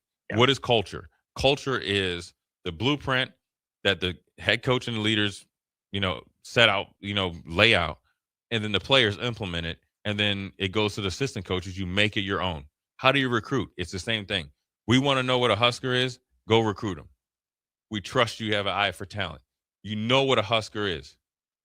You have to be able. That's how you do it. It's not going to change. Never has. Look, if you're going to go buy a team every year because you watched that movie Blue Chips from back in the day, it's not going to work. You still have to recruit high school players. You still have to develop high school players. You still got to recruit transfer portal guys, and you still have to develop them, whether it's 1 or 2, 3 years of eligibility. You have to do the work. You're not going to be able to lessen the curve at any point in time, and especially in football, because I think basketball is different. Because if you get a Kevin Durant or like a LeBron James or somebody like that to come to your school, it eliminates all that. Yeah. You can't do that in football. As great as unless you're Rutgers, but yes, yeah. But exception proves the rule. Ace Bailey was supposed to be 6'9", and he's 6'5.5". That's right. Dylan Harper was that dude, though. Yes, he was. But Ace Bailey was not the 6 foot. But when you think about football, as good as and as great as Jeremiah Smith is, he's a next generational talent. He can't do it all on his own. Yeah. He needed Will Howard. He needed both of those running backs. He needed the senior-led defense last year. Yeah. And then those seniors needed to lead the guys that has the best defense in the nation right now. Yeah. So those are the answers to the question or to the test. It's hard to do. I would tell you like this. Greek mythology was how I was able to have I had Dennis LeBlanc talk to me about being an academic All-American in my first year playing. It was by having taken classes like Greek mythology. Do not try to reinvent the wheel. The wheel will keep on going. Even if it's squeaky, you got to oil it up a little bit. Jay Foreman, Austin Orman, Jay Foreman Postgame Show. Quick break, and we'll be right back. This is Lincoln's home for sports talk on the FM dial. Also online at theticketfm.com. On the internet. KNTK FM Firth, 93.7 The Ticket. You're listening to coverage of Nebraska football in the 2025 Las Vegas Bowl on 93.7 The Ticket. Bowl game coverage is sponsored by Advanced Medical Imaging, MWR Building and Fence, Ben Bleicher of Professional Realty Group of Berkshire Hathaway Home Services, and Amigos Kings Classic. This is Nebraska football bowl game coverage on 93.7 The Ticket. Amigos is serving up a brand new way to score the bold, fresh flavors you love with 8 affordable value meals. At $5 and $6, these meals are easy on the wallet, so treat yourself anytime. Sink into the new 3-cheese melt or taco melt, both stacked with crave-worthy flavor in every bite. There's crunchy taquito dippers, too. Perfect for dunking in Amigos' famous ranch or spicy cheese. Big flavor, small price. Value meals at Amigos. MWR, a local company of Lincoln, is proud to announce they are able to offer their own post-frame building packages in metal to anyone desiring a building, whether you're a contractor or a DIYer. They can install your building as always, and they offer multiple different rib profiles and loads of color options, including the wood grain metal at great competitive prices. You can inquire at mwrbuildingandfence.com or just draw your desired building and submit it in their contact us page, and they'll get back to you. Call MWR today at 402-540-8966. Stonebrook Exterior is your trusted partner in exterior solutions for both residential and commercial projects across Lincoln and Omaha. With over 2 decades of expertise, they deliver everything your building needs, all under one roof. From roofing and siding to gutters, wall systems, custom masonry, and metalwork, Stonebrook handles it all with precision, safety, and professionalism. Take the worry out of your exterior projects. Choose Stonebrook Exterior, where quality, safety, and service come together seamlessly. Visit StonebrookExterior.com or call 402-438-5559 to get your free quote today. Sometimes good people make mistakes. When you find yourself in need of an attorney, call Liberty Law Group. The attorneys at Liberty Law Group will defend you in court and protect your freedom to get you the best possible outcome and the justice you deserve. Trust your freedom to Liberty Law Group, the best criminal attorneys in Nebraska and Iowa. Call them today at 877-404-5238. That's 877-404-5238. Or check them out online at libertylawgroup.com. Husker fans know when you work together, great things happen. At Cornhusker Bank, they're more than your financial partner. With 5 locations in Lincoln and 1 in Omaha, they're your neighbors, your teammates, and your biggest fans.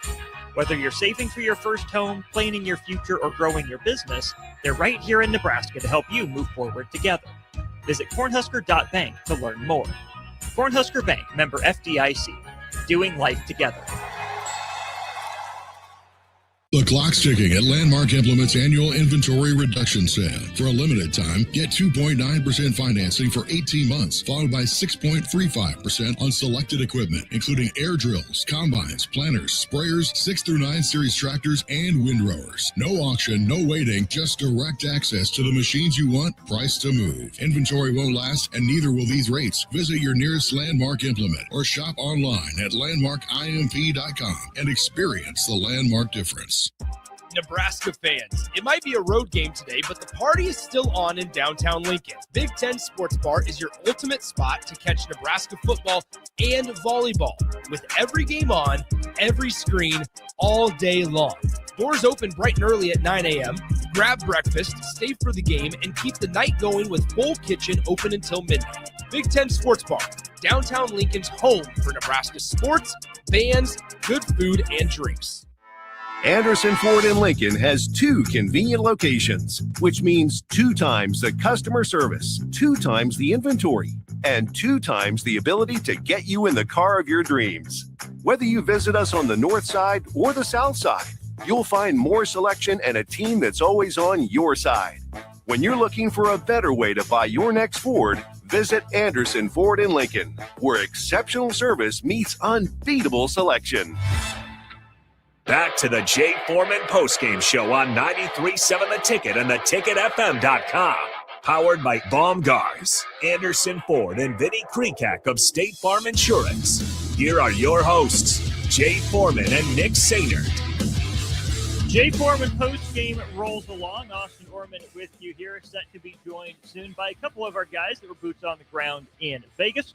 We'll bring them in once they are settled in their hotel room. Really appreciate everyone that made it possible. We'll thank him again throughout the course of the show that made it possible to send DP, Jake, and Nick out to Vegas. Big thanks to Vinny Krikak of State Farm for helping sponsor our ticket post-game coverage. Protect yourself from the unexpected. Contact Vinny and his team for a personal price plan to take the guessing out of insurance. Call today, 402-474-1173. All right, Starter Heyman Jewelers text line this next hour belongs pretty much primarily to you. 402-464-5685. Any of your thoughts, drop them in a comment on Facebook, YouTube, or Twitter as well. 9160. Nebraska doesn't know how to develop, not to get in touch with the current generation of players. Nebraska focuses on the past with hopes of reigniting what's been done, but Nebraska has dinosaurs in position who can't get out of their way for the upcoming generation. Something's got to change. Interesting take there for everyone that says Nebraska's too stuck in the past. Someone would fire back with, well, Nebraska's not in the past enough. Nebraska's not relying on what's worked in the past. Someone's just got to get it right, whether it means getting more in touch with the roots, whether that means developing more in-state talent, guys that you would think would maybe have some more pride in the program and what it stands for, or it means just go get the best available players and coach them up, whatever fit means to you. Whether it's getting in touch with the past, whether it's moving into the future, someone's got to have the right answer for Nebraska football. Corey and Lincoln, I want to make sure we hit on this. Which of Matt Rule's development projects is bearing fruit? I can't think of a single aspect of this team that has a higher upside than it did last year or two years ago. Citing Mike Eckler doesn't count. Well, I will have you note that Archie Wilson averaged 42 yards per kick today. And that's about the end of the bright spots for special teams. Some poor decisions or poor blocking led to Nebraska starting behind the 25-yard line, where they would get it if they would just wave their arm for the touchback. Nebraska started plenty of drives inside its own 25-yard line, had a holding penalty that backed Nebraska up to its 10-yard line. I think that was right after Nebraska had fallen behind by 10 points. Special teams certainly not a bright spot for Nebraska today. He just sat down in his hotel room. Let's go ahead and bring in one of our very own who is in Las Vegas next to his hotel room. Here's Jake Sorensen. Good evening to you. Thanks for hopping on Postgame. Take us through your perspective on what you saw at Allegiant Stadium here this evening in Nebraska and this afternoon out there in Vegas. Well, where do you start? Certainly exciting first quarter. I mean, it wasn't all bad. Certainly the final score was painful. It was 40-some unanswered points at one point before they get the late touchdown. The first two drives were great. You thought, hey, this would be a football game, and then Nebraska just stopped moving the ball. Utah figured things out. Nebraska's defense continued to be bad, and that was all she wrote. So, I thought that it was a decent contingent of Nebraska fans there. I think that Utah had more, just based on what I saw. I don't have exact numbers. I think there's like 38,000 plus people in the stadium. I think they said at one point, but Austin, it's just sad that we have, the schedule was just so gettable this year. And this was the toughest game we probably had. 15th ranked Utah, even though they had two of their star linemen out going to the draft, that was an opportunity. But it's just a sign of a lost year. 30 straight losses to ranked teams. 9 years since you beat a ranked team. You're talking about something that's what MAC schools do.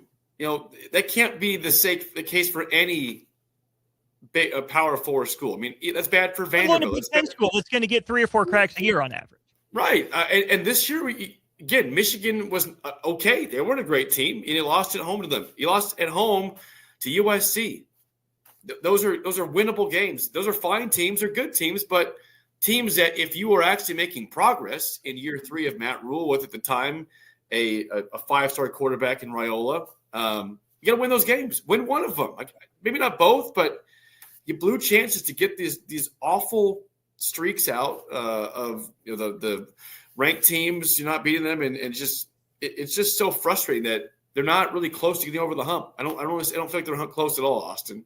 I don't know if you heard that text from Corey and Lincoln. I'll read it for you again, and I know we have Nick in here momentarily, so we can chime in once he's settled. But here's the text on our Starter Heyman Jewelers, Jake, from Corey and Lincoln. Which of Matt Rule's development projects is bearing fruit? I can't think of a single aspect of this Nebraska program that has a higher upside than it did last year or 2 years ago. Citing Mike Eckler doesn't count. Are you in tune with that sentiment from Corey and Lincoln?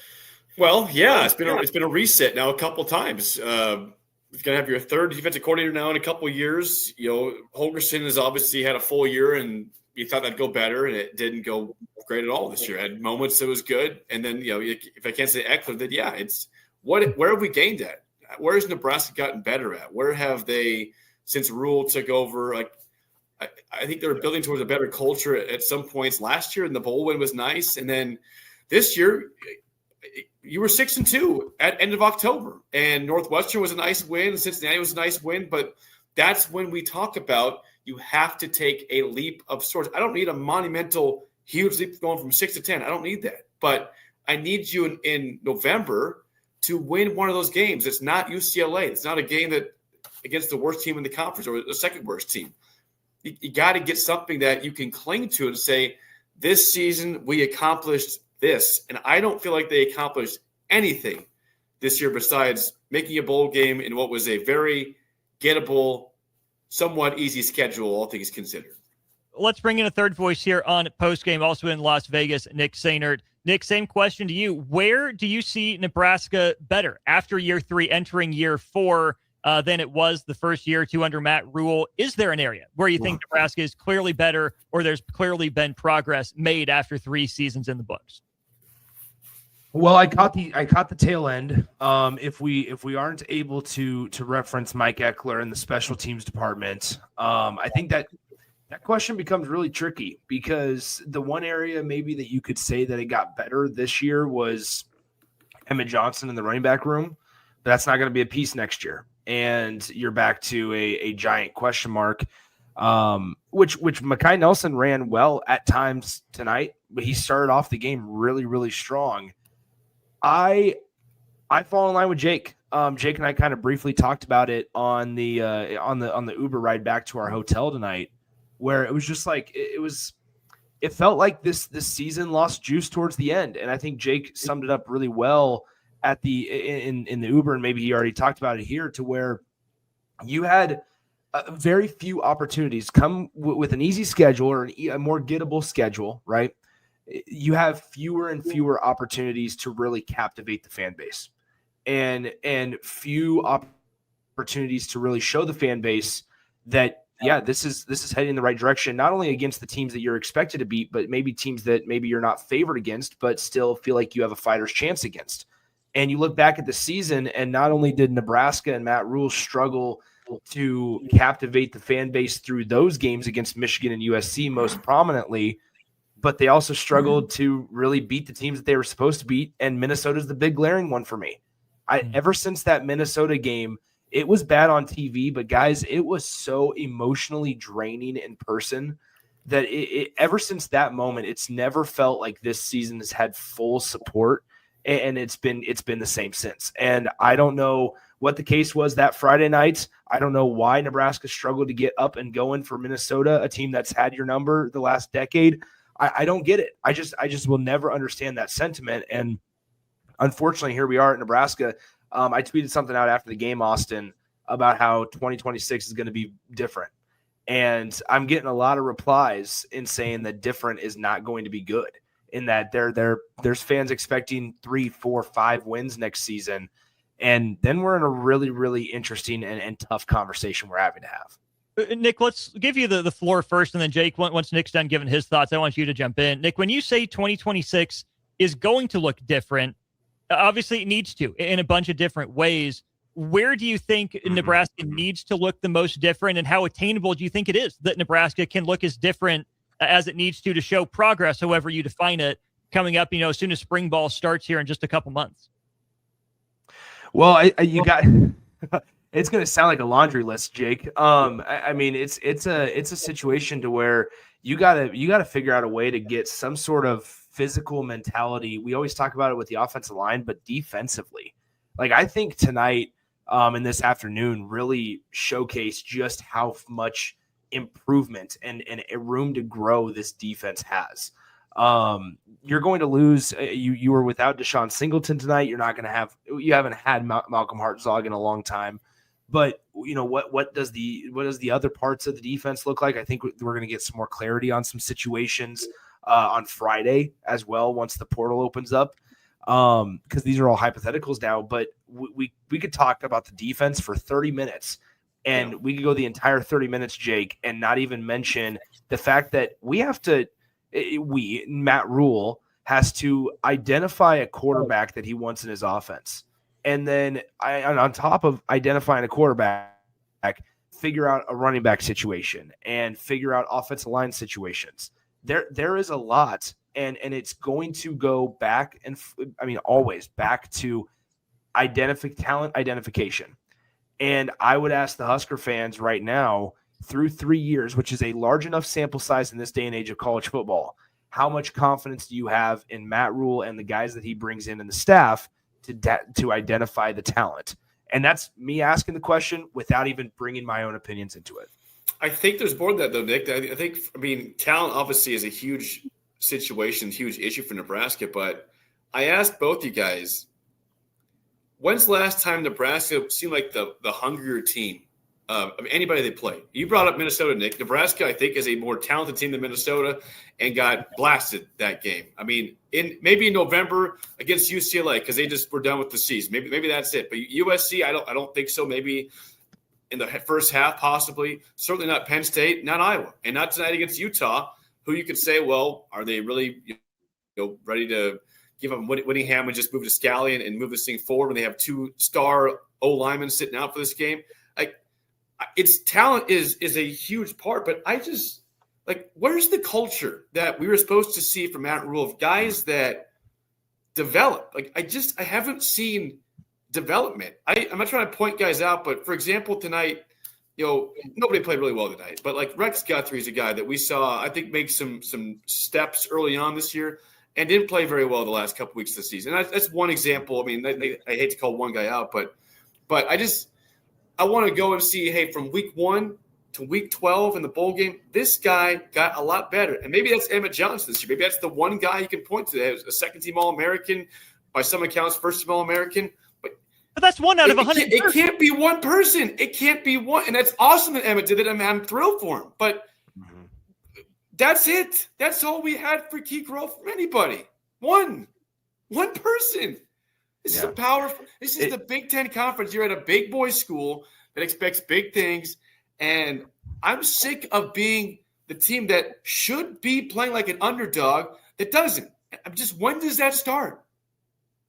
Yeah, Jake, Austin, it's interesting that I'm glad Jake brought that up because it's a weird conversation to have because it's so easy to just fall in the cookie cutter approach to this conversation and be like, okay, just write the checks and here, give the resources and here's this. But I think, okay, so when I say talent or, identification of talent, it's not just go get the best players. That's not what I'm saying. And this is where I think, Jake, you and I are on the same page without me diving deeper into it, to where it's the staff has to figure out what they want to do. Mike Schaefer tweeted out something, and I 100% fall in line with what Schaefer said on Twitter. He said that a year after Dana Holgorsen is the full-time offensive coordinator, we still don't know what type of offense Dana Holgorsen wants to have. And that I've never agreed with something more, I think, with this Husker football season than that right now. Because if we ask 10 Husker fans, hey, what does Nebraska want to do offensively? And I'm not talking about run the ball 60% of the time, pass the ball 40% of the time. That's not what I'm talking about. I'm talking about the culture piece that you mentioned, the physicality piece, the mentality piece. You have to find the right guys, not just the best players. You have to find the right people to not only coach and develop, but also to play. It is a multifaceted piece of it. And when I say talent identification, Austin, I'm encompassing all of that into the talent identification because I'd rather have a 3-star that fits all of the mold of what a staff wants and needs when they know that's what they want and need, rather than a 5-star who's going to get the big check and has such a high ceiling, but also just a massive floor. Yeah, a few places to go with that. First, to our text line, 3803 says, wow, after 20 years of crap, you're not going to turn things around overnight. Listening to this fan base, I bet their parents were the same kind of fans that almost ran Tom Osborne out of town. I think that's being uncharitable to this position. I think that's putting the worst construction on it because, yes, it's been, one full calendar year and a handful of games for Dana Holgorsen. But have you seen the signs consistently of this offense having an identity, of knowing what it wants to be? You saw a good game against a Wisconsin team that was desperate to try to get to bowl eligibility. Sure. Nebraska showed up well in that game. You saw spurts against USC. Nebraska was really good on first drives and occasionally second drives this year. The conversation in the first quarter was, oh, Dana Holgorsen's got it. Look, this is the offense. Look, they got it figured out. And then Nebraska proceeds to go 5 straight possessions without a first down. 5 straight possessions with, I think, under 10 minutes of time of possession, punting from way backed up in its own territory. Nick, to your point on the fit, the type of talent and players that Nebraska needs to bring in, I made this analogy with Jay, and I'll run it past you guys. To me, it just feels like Nebraska needs its version of the class that saved Coach K, right? That 30 for 30, right? Who's Nebraska's Johnny Dawkins? Who's the Jay Billis? Who's the Mike Jaminski? Guys like that are going to come in as freshmen, see what's wrong, and hold themselves to a higher standard, even if no one else can or will. It's tough. It's not going to be easy because, like the 3803 said, it's 20 years of crap that Nebraska has to dig out of. It's not fair to put it on one person like Dylan Raiola for the last couple of years to be the savior. It's going to take that alignment from top to bottom. It's going to take Matt Rule finding, out what he wants and sticking to it, being convicted in the plan, right? For the Dana Holgorsen point, you would think that if, he had a plan, he knew what he wanted, you would have seen signs of Nebraska moving that direction. And said to me, it felt like Dana Holgorsen was dragged kicking and screaming into giving Emmett Johnson the ball as much as he wanted to. You see the flashes of it, but the consistency isn't there. And that tells me this is still a program, Jake, that's just kind of listlessly floating in the wind, hoping something works instead of being convicted in what it knows will work and trusting the process to play out. Well, I think it's a big picture issue, guys. We haven't really gone to the 30,000 foot view for a while, but Matt Rule as a coach, excelled at Temple and Baylor in developing those schools in year 2 and 3 in a time before NIL and portal like that. And they went to the NFL. And I'm not saying he forgot how to coach. I don't think he did. But we've seen some coaches in college football who have had issues just getting used to the portal and NIL and how to allocate the money, how to keep guys happy. So, like, again, that's not an excuse for Matt Rule for him to be 19 and 19. That's not actually, it's more of a criticism. Like, hey, man, you had time to look at this over, and everyone's going through all this. Like, Indiana, I know we can't just say, that's an outlier. It is, but it's happening in your conference at a school that never was good. That it worked in year 1 right away. Vanderbilt, again, had a bill with Clark Lee. They lost today to Iowa, but they're winning 10 games. Like, all these excuses for schools that have sucked forever, like, it doesn't. That hurts every excuse you have. We say this all the time. Like, I would keep saying this all over year after game after game, but it's legitimate. Like, it has to matter. Like, there's no excuses. I don't care that you're in your third year and some guys have been in it for a couple. Everyone's going through this at the same time, and schools are figuring it out. And you are doing the same thing about, hey, we need more money. We need more money. I don't think you do. Money's important. You need money, but you need to get, as we said, the right guys. Like, that's why Pat Stewart is going to be so important to say, listen, we got to sit down. We got 2 weeks of the portal opening from this Friday to the 16th. We got to figure this out right away. See the spots we need to get guys and find guys from the lower ranks that want to play up, that have, all the reason to work hard and prove themselves. Like, that's the guys I want. I don't need all. I mean, I'm not saying to get all FCS guys, but I'm going that route. Like, I thought Andrew Marshall was a good fit this year from FCS Idaho. He was a good player. I want guys that are hungry, guys that want to prove they can play Division I FBS football. Austin, I thought it was really interesting. I know we're up against the clock, so I'll hurry here. But I thought it was interesting. One thing that you mentioned about Dylan Raiola and how he couldn't save the program and things like that. You know why he couldn't? Because Nebraska's issues go way farther than any one player can solve.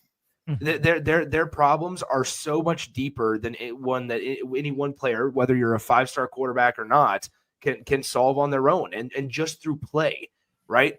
I think, Jake, what you said there was really honest, because I there's so much to this, to where part of your job as a staff and as a head coach is to assess it year after year. And just because you have this isn't a Matt Rule thing, just because a coach has an 8-year contract doesn't mean that it's okay for them to take until year 3 to say, hey, you know what? Maybe we should pivot now. No, like why are we wasting time? Why are you okay with wasting time? It's fine in a program like Nebraska men's basketball that, again, had been floundering, right? Where there's not as much attention paid to it. But in the money earner, in the bell cow of the university, where it's both your points, other schools have gotten it right and Nebraska can't. Better late than never, but better early than late, right? You can't just hang your head on, well, better late than never. We got to get there eventually. Here's the other thing I'll add on that. Yeah. Who's been with Fred Hoiberg his entire tenure? Not Matt Abdelmassih, not Doc Sadler, not Pat Monahan. Ernie Ziegler's been there, but Nate Lenzer. He's essentially Fred Hoiberg's Morgan Scalley right now in some ways, right? Who is Matt Rule's co-pilot? Not sure he had one in year 1.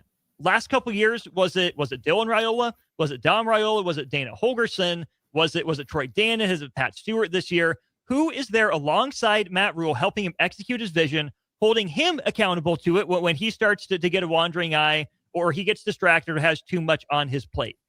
Kyle Whittingham had that for 20-some years in Morgan Scalley there by his side, right? You think about the guys Kirby Smart's had by his side, Nick Saban, Dabo Swinney before it went off the rails, but with Venables and Tony Elliott, and you can go down the list for all the successful programs. Matt Rule thinks he knows where he wants to take Nebraska. He can have his vision. He's to be held to account to that. But Matt Rule hasn't had anyone consistently by his side in the driver's seat that he knows he can trust to keep him on track. To me, that might be offseason point number 1, is who is that right-hand man for Matt Rule? If he gets it right, Nebraska can start to take off. If he gets it wrong, more of the same. let's go to break on that. Experience better with upfront market-based pricing at Anderson Auto Group of Lincoln, 27th and I-80 and 33rd and Yankee Hill. Jake Sorensen, Nick Sainert chiming in from Las Vegas. I'm Austin Norman back at 10 at 40 O Street. Short break. More of your thoughts on our Starter Heyman Jewelers text line as well when we get back. You're listening to coverage of Nebraska football in the 2025 Las Vegas Bowl on 93.7 The Ticket. Bowl game coverage is sponsored by Advanced Medical Imaging, MWR Building and Fence, Ben Bleicher of Professional Realty Group of Berkshire Hathaway Home Services, and Amigos Kings Classic. This is Nebraska football bowl game coverage on 93.7 The Ticket. At Jimmy John's, we don't make sandwiches. We make the sandwich of sandwiches. We use fresh veggies because we don't hate salads. We just feel bad for them. We make our sandwiches exactly how you want because you're the one who's eating it. And we bake bread all day, every day because stale bread isn't bread. It's croutons. Sandwich history is written by the victors. Good thing we have legible handwriting. Jimmy John's, the sandwich of sandwiches. Order pickup or delivery on the app. Nebraska farmers, harvest is here and every gallon counts. That's why Sat Brothers Petroleum launched the Go Big Red Fuel Giveaway. When you contract your fuel with Sat Brothers, enter to win $1,000 in fuel credits. As Husker Country knows, the only thing stronger than the roar at Memorial Stadium is the drive of a farmer putting food on the table. Fuel your farm with Sat Brothers Petroleum and enter to win $1,000 in fuel credits. Visit satbros.net today. Sat Brothers Petroleum, fueling the heartland. Go Big Red. Need to save some cash but still want peace of mind? Well, then head over to Schaefer's Clearance Outlet at 48th and R. There you'll find hundreds of appliances, scratch and dent, one-of-a-kind, home returns, or refurbished, and they're all covered by full manufacturer warranties. That means big savings without giving up protection or confidence. So if you're ready for new appliances and want to keep more money in your wallet, visit Schaefer's Clearance Outlet Wednesdays 4 to 7 and Saturdays 9 to noon at 48th and R. Sometimes good people make mistakes. When you find yourself in need of an attorney, call Liberty Law Group. The attorneys at Liberty Law Group will defend you in court and protect your freedom to get you the best possible outcome and the justice you deserve. Trust your freedom to Liberty Law Group, the best criminal attorneys in Nebraska and Iowa. Call them today at 877-404-5238. That's 877-404-5238. Or check them out online at libertylawgroup.com. I can't believe I just scratched that car. Find my insurance card.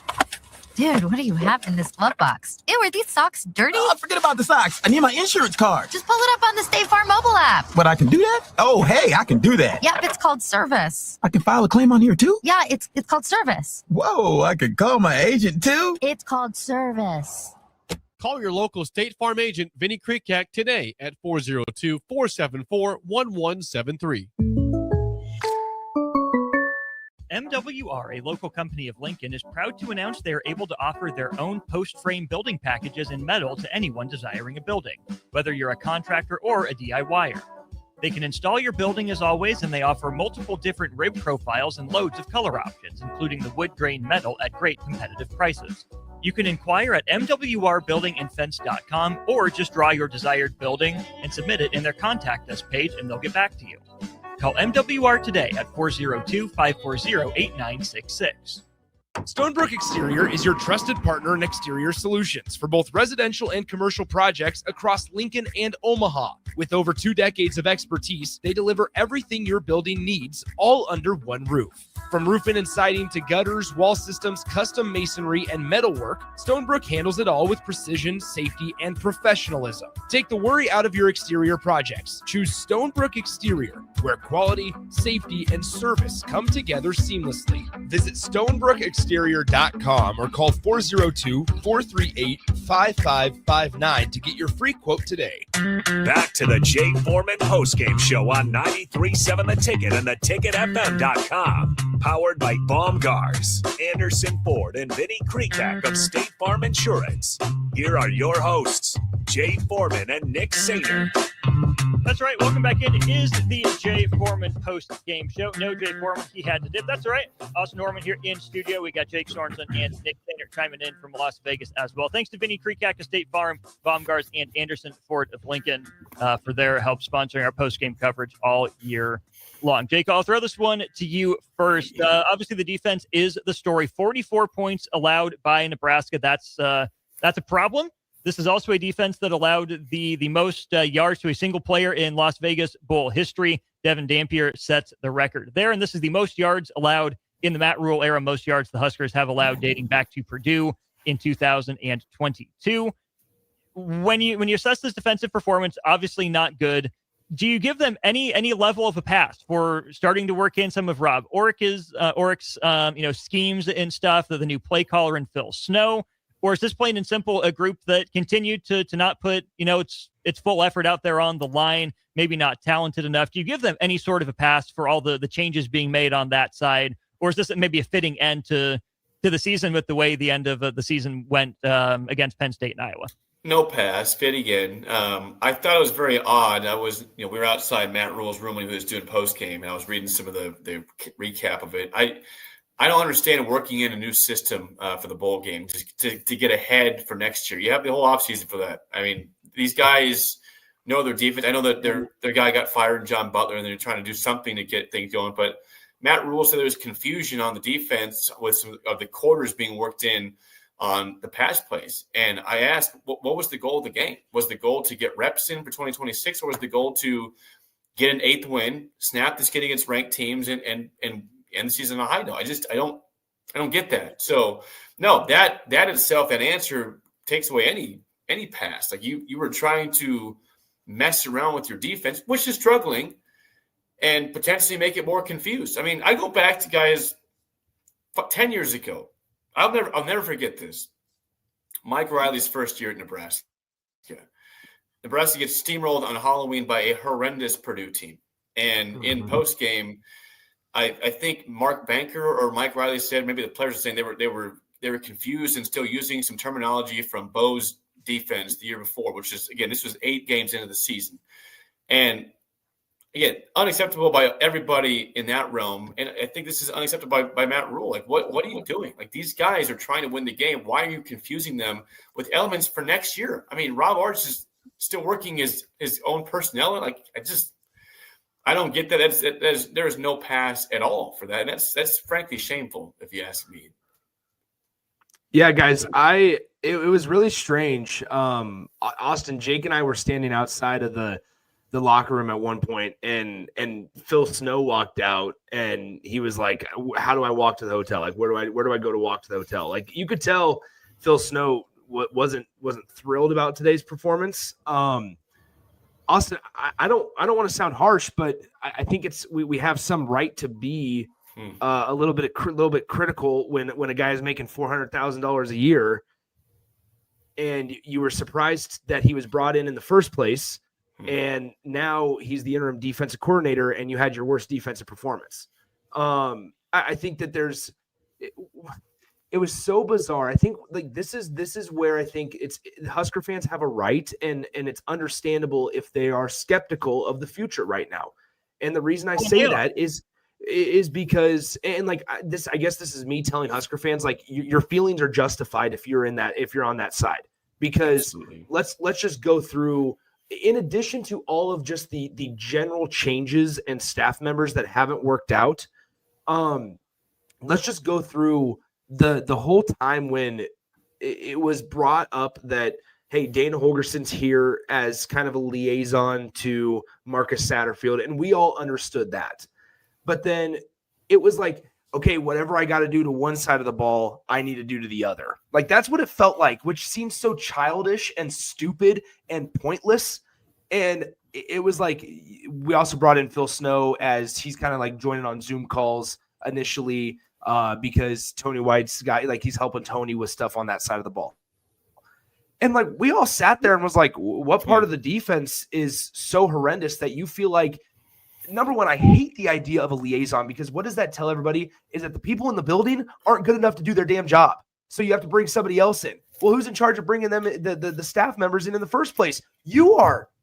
Like I never understood that, and how we never questioned that a little bit more. And maybe that's on me because I should just ask Matt Rule that question. But I like, you look back on it now, and hindsight's 2020, obviously, Austin. But the whole decision to bring in Phil Snow when Tony White's defense wasn't spectacular, but it was fine, especially in comparison to the offense. And I think that there's something to be said about it. It really felt bizarre in that moment. And you didn't know, okay, is this going to be a full-time thing? What's this going to do? We know how much Phil Snow means to Matt Rule as well. And now you have a situation that ever since Phil Snow got here, that the defense has just felt so disconnected.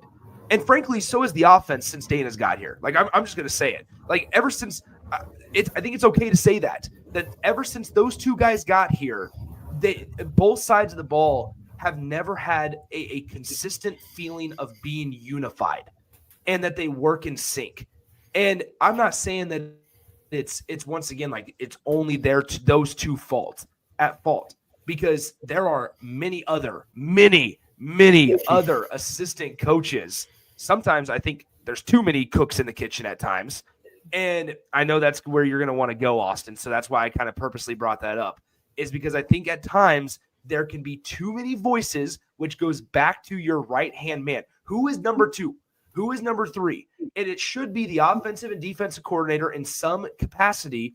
But what Matt Rule told us when he brought in Phil Snow and Dana Holgorsen as the liaisons, that those guys instantly were guys that Matt Rule trusted more than Tony White and Marcus Satterfield in that position. So now as those two guys move in, what do you think they're feeling? Every single mix-up, every single mistake, every single time that they jab back and forth at each other, which is not always a negative thing in competition, they feel like, oh, man, I got to watch what I'm going to say because I was brought in to replace somebody. Why won't they do the same exact thing to me?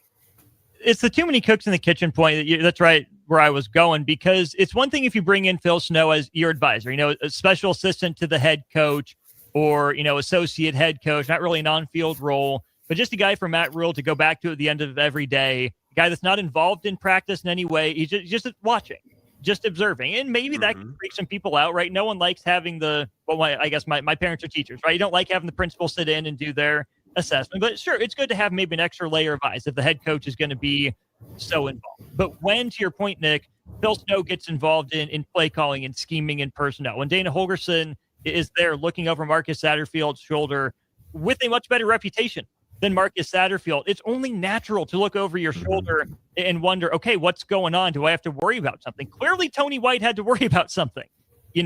John Butler, maybe to the same degree. I don't think it's necessarily wrong to have brought in a Phil Snow if Matt Rule trusts him as much. Now, $400,000 to drop on the guy, that's pay him a living wage, and he's good. For a guy that's in essentially a volunteer role, that goes to the allocation of resources piece. I think that's a fair question. But even if I think it's fine to bring in Phil Snow, make sure it's for the right reason, and you are very clear with your staff and with Phil Snow what his role is going to be. Same with Dana Holgorsen. That one always felt like more of a threat, and maybe a Matt Rule decision. Maybe that was, pushed on Matt Rule from the outside. But again, it reflects on Matt Rule.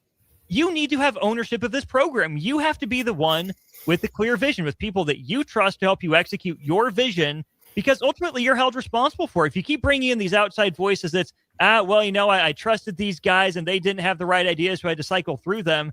No, Matt Rule, it's your job to identify people that are going to be on the same wavelength as you. The ideal offensive coordinator to me right now for Nebraska, I'm not saying this name's going to happen. It's not going to happen because of the success this team's had. But from what we've heard Matt Rule say, the offensive coordinator archetype that Matt Rule wants is Barry Lunny Jr. Think about the numbers that he had at UTSA. Illinois went and got him. Fits what Brad Bielema wants to do.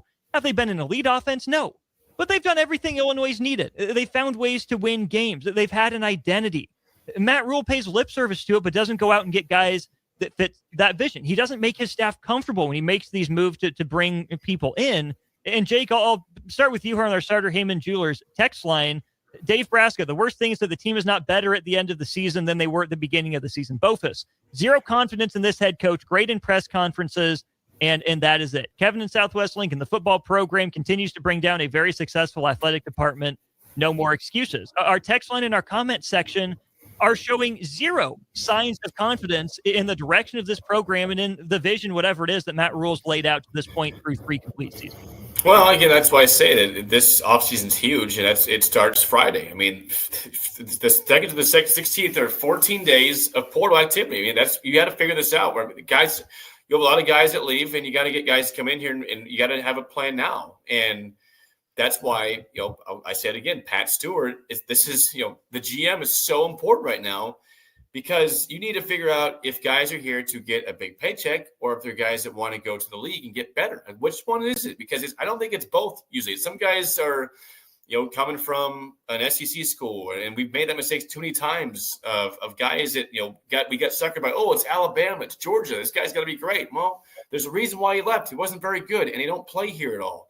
And there's so many guys that are on that list. And until Nebraska changes the way they operate, they're not going to change at all how they get talent. And I've said time and time again, like, if you look at, I'll go to Indiana, look at their roster. They're not getting a bunch of guys from Alabama and Georgia. It's guys from James Madison and Kent State and FAU. Like, these are guys that are elite players in the Big Ten and in college football. And it doesn't have to be that hard. We just go raid the Power Four. And they need to stop doing that. There's certain guys that will work out. I'm not saying you go fully away from it, but that is just not how this is going to work out. And if they keep going that route, we will have the same problems about guys who are just here to get a bigger paycheck. They're getting the Power Four, and it's all about guys playing up.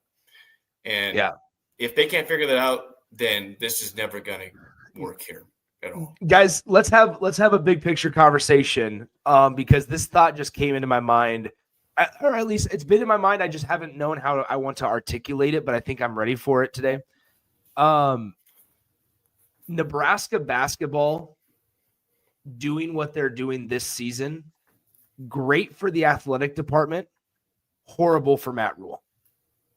And the reason I say that is because ever since Nebraska basketball now over these last 2 years has had this steady climb, and really since the crown, but especially this season with the undefeated start, going through non-con, knocking off teams that not only you're supposed to beat bad, but also teams that maybe you're more evenly matched with, maybe even undermatched with, and it's not a great matchup for you. You've been able to beat teams. The buzz that's around the program, and also the universal understanding of resources that is allocated to the basketball program, it is causing everybody, casual fans of basketball, football, diehard Husker fans, us in this business, it is causing everybody to put a microscope on football, and more so than I think usual, because we are sitting there going, look at what Fred Hoiberg is doing, and with a fraction. Now I get roster sizes it's a different beast. I'm not trying to compare it, and it's not apples to apples. And I am very well aware You're of that. 40,000 feet up in the sky right now. We get that. Yes. But it's a big picture conversation. As if you wanted to break it down per player, there's more allocated towards football, and rightfully so, with it being the main driver, with it being the moneymaker, right? But if you wanted to break it down per player and what is offered to these guys and to this staff, and in a role that Matt Rule is in, where you never get told no. You are never told no. Your organizational management and your vision has to be clear as day, because you are never going to be told no. Fred Hoiberg, there's been times, I'm sure, where he's gone and said, hey, look, I could really do something with this if we can get this. And the answer is, look, we can maybe give you a little bit of the cake, but we can't give you the whole damn thing. And that type of approach from Fred is something that Husker fans, I think it's very easy to get behind and cheer with all their power and might for. And when things go well on that side of the fence, but on the other side where you are doing everything you can and then some, and you are selling your soul to be good at football, and it still is not providing the results, that is where the microscope comes in. And I'm telling you guys right now that two things Matt Rule said that really bugged me was when he came out and asked for more money. And number two was when he said, I'm trying to do the exact same thing as Fred Hoiberg. No, the hell you're not.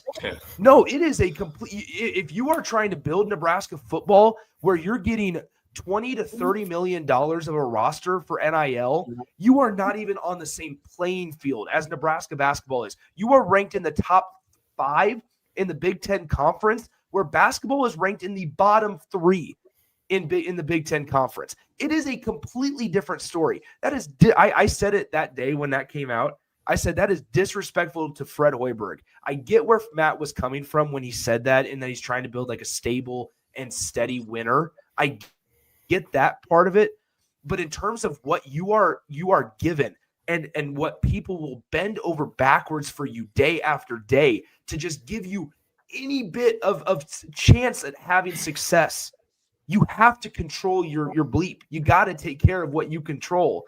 And to this point, he just hasn't. And that's where I think it's okay for Husker fans that the feelings are justified if you're skeptical, because there's a lot of those little nuggets that when you add them all together, it causes a lot of concern. I think there's another element. Maybe discussed this earlier in the show, Austin, but I'd like to discuss it right now if we could. I don't understand the whole backwards hat thing Rule's got going on. The guy is he's frankly being weird. Like everything about Matt Rule in the last month or so, and I'm not kidding. It's off. The guy is not himself. This is like a very strange thing he's doing. I'm not saying like there's something wrong with him mentally by any means, but like he's grasping at straws. I don't know what he's doing. What has been the gist of the conversation around that? Because I mean, if you talk to the media guys, they're all like, this is ridiculous. I mean, I'm not trying to say this is me and Nick's take. Everyone's saying this. Like, are you trying to click with the guys, or what is going on? Because it's become a stupid talking point because he's making it a stupid talking point. It's just being bizarre. I don't know what's going on with him. Yeah, we talked very, very briefly. My thoughts are this. It feels to me kind of like Patrick Mahomes wearing Kelly Green to the Super Bowl. Jay and I talked about that when it happened. Chiefs-Eagles Super Bowl, the Eagles dominated last year, was you lost the game before it started. You were engaging in mental warfare because you know you were outmatched. To me, it feels like Matt Rule, yes, probably trying to connect with the team. Matt Rule trying to get something to stick. But I would argue the same thing about, the all reds in the game that Nebraska wore those. I'd argue the same thing about the all whites. I would argue the same thing about the blackout uniforms. I think it all led to this backwards hat. Nothing is working. The message isn't sticking. The team needs a rallying point. I need something to distract. And I think it maybe fits in with what the fan base has been saying. Is Matt Rule anything more than a salesman? Is it just another ploy to distract from it? It's, hey, here's the next thing I'm going to try because I'm not confident in or I haven't seen results from the process that I have in place. I don't think on its own it's a big deal. Okay, it's the end of the season. Matt Rule, getting back to his roots, maybe that was more for him than for the team. But when it continues to not work, when it becomes a story and when it seems like it's distracting from the main thing, it feels like a gimmick, right? You think about, PJ Fleck, row the boat, all his energy. Guess what? He gets away with it because it works. When you have a shtick, when you're unapologetically yourself, you can get away with it. But it doesn't feel to me like it's authentic from Matt Rule. It feels like it's covering for something or again, a smokescreen trying to distract from the fact that, hey, we have to try this because just getting down to business, just coaching isn't working for us. Here's something that I hope the team can glom onto and rally behind. And since that didn't work, I'm sure we'll hear something new, coming up in January or February. When Matt Rule wraps up the season or previews spring ball, it's the next chasing three is what it feels like to me. You sending a signal there, Matt, Nick, with your backwards hat? No, not necessarily. Here's the deal. Or what? No, I'm just Matt. Here, when the hat's forward, I'm coach. I think it's time that we are just football coaches. I think, what a concept, by the way. It's crazy. I feel like I've been very negative on this show so far. And you should be. You should be negative. But I think that Husker fans, correct me if I'm wrong on the text line on the video stream. I think we're just kind of all sick and tired of the what. We're just tired of it. And once we know this about whether it's Scott Frost, whether it's Mike Riley, Bo Pelini, Matt Rule, this is not like a personal shot, but it's once you start going down the slippery slope of fans getting tired of the shtick, then it goes bad. It unravels fast. And I go back to, once again, then, when you have other programs that are working with a lot less, that are having a lot more success, you're going to start to see the difference. And I just think that you're always going to have the support for the football program, and rightfully so. And that's what makes Nebraska special. We know all that conversation, but at the end of the day, I want Matt Rule to work out here, and I just want him to be a football coach. I just that's all I want. Nick, I think part of that is that I think you mentioned that the fans are sick of the same old thing happening, or just knowing what to expect. Like today, example, Nebraska's down 10 at halftime. The game's not over, but it felt over. We said there was 14-7 lead. Here comes all these points and 17-0 run. And Nebraska fans know how this story goes. Why does it always have to go that way? Why can't they have a good second half where the defense makes a play or gets an interception or pick six and the offense picks it up? Like, it's sad that it was a 10-point game and a half, and we all thought this is pretty much over. Like, we were hopeful, saying maybe, you never know, but fans knew we've seen this story before. Like, that's the problem. Nothing from the Mike Riley era, the Scott Frost era is changing with this coaching scheme, with this coaching staff of, again, they got to bowl games. That's great. They got to the 2 years in a row. They got that. That's one thing. But it doesn't change the narrative in games like that, where it's either a tied game at half or they're barely down. You just don't feel like it's going to come back in the second half. Minnesota's a great example. Not a great football team. You're down at halftime barely, and they roll you the second half. Why? Why is it happening? It's funny you bring up the name Mike Riley. Matt Rule and Mike Riley now have the same record after 3 years at 19 and 19, both with a close bowl win and a pretty big bowl loss. I'm going to get to this on YouTube from Conservative Husker. The backwards hat was something with the players that came out. The other channel forced it. He tried to clean up and leave the hat. Husker Radio Network asked him to keep the hat backward for the interview, and it became something the team was willing to talk about. LOL. Chill. Whether or not that's true, let's take it at face value that Matt Rule tried to leave the hat behind. Then leave the hat behind. You're the head coach of the program. If you're going to let your radio network dictate your attire and what you wear, if you're going to let them make it a talking point, if you're asked about it, just say, hey, you know what? I was wearing a hat that day. I flipped it around. End of story. It's not a thing. But instead, you made the choice to lean into it in practice, throughout interviews, throughout podium sessions. You made the conscious choice to come out of the tunnel and be seen on TV with your hat backwards as just Matt. If you're in charge of your program, you have the stones to leave the hat in the locker room. If you're in charge of your program and you want to be that CEO coach that has a grip and has a plan and has people confident in your plan, no matter how highly rated a recruit is, no matter how much his dad keeps texting you, you say, you know what? This isn't your program. I'll work with you. But you don't have control of this program. I'm the head coach. If you're not willing to do that, that tells me a lot. I just think I'm going to be honest, guys. Like, the hat it's so stupid that we reference it, because that's just like the tip of the iceberg, in my opinion. Like, that's just it's not even like that. Like, I'm hurting for this program. Like, it's not even that. It's not even that conversation anymore. It's just more so of just like, I'm not fed up with Matt Rule. I'm not sitting here saying that you need to fire Matt Rule. I think it's very important that we mention that here, because I don't think any of us are sitting here saying Nebraska needs to go in a completely different direction. No, I think that this is an off season where every coach on that staff can look at themselves in the mirror and go, okay, how do we want this thing to play out? Because in the end, Matt Rule is in control of his destiny.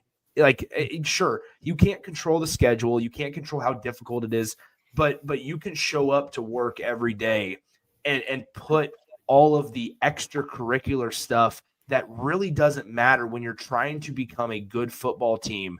You can put all of that aside and still be Matt. Like, I get that you want to be a friend, and you can, but every coach across the country that has success has figured it out. And Matt Rule is smart enough and is a good enough football coach and has been around the game long enough and knows enough people to where he can figure it out too. you have to want to. Just as much as we talk about the players wanting to get better and wanting to have the mentality. I just saw Riley Van Poppel said that they want to get back to the black shirt mentality. Frankly, like, do they know what that is? Yeah. Do you know what it is? Number one. Number two, don't say it just to say it. Don't say it just to say it, because I just think that like everybody's just tired of the shtick, and not just Matt Rules. I think they're just tired of the Nebraska football shtick of like, hey, here we are. We're going to try to get back to what it was, and or at least some semblance of what it was.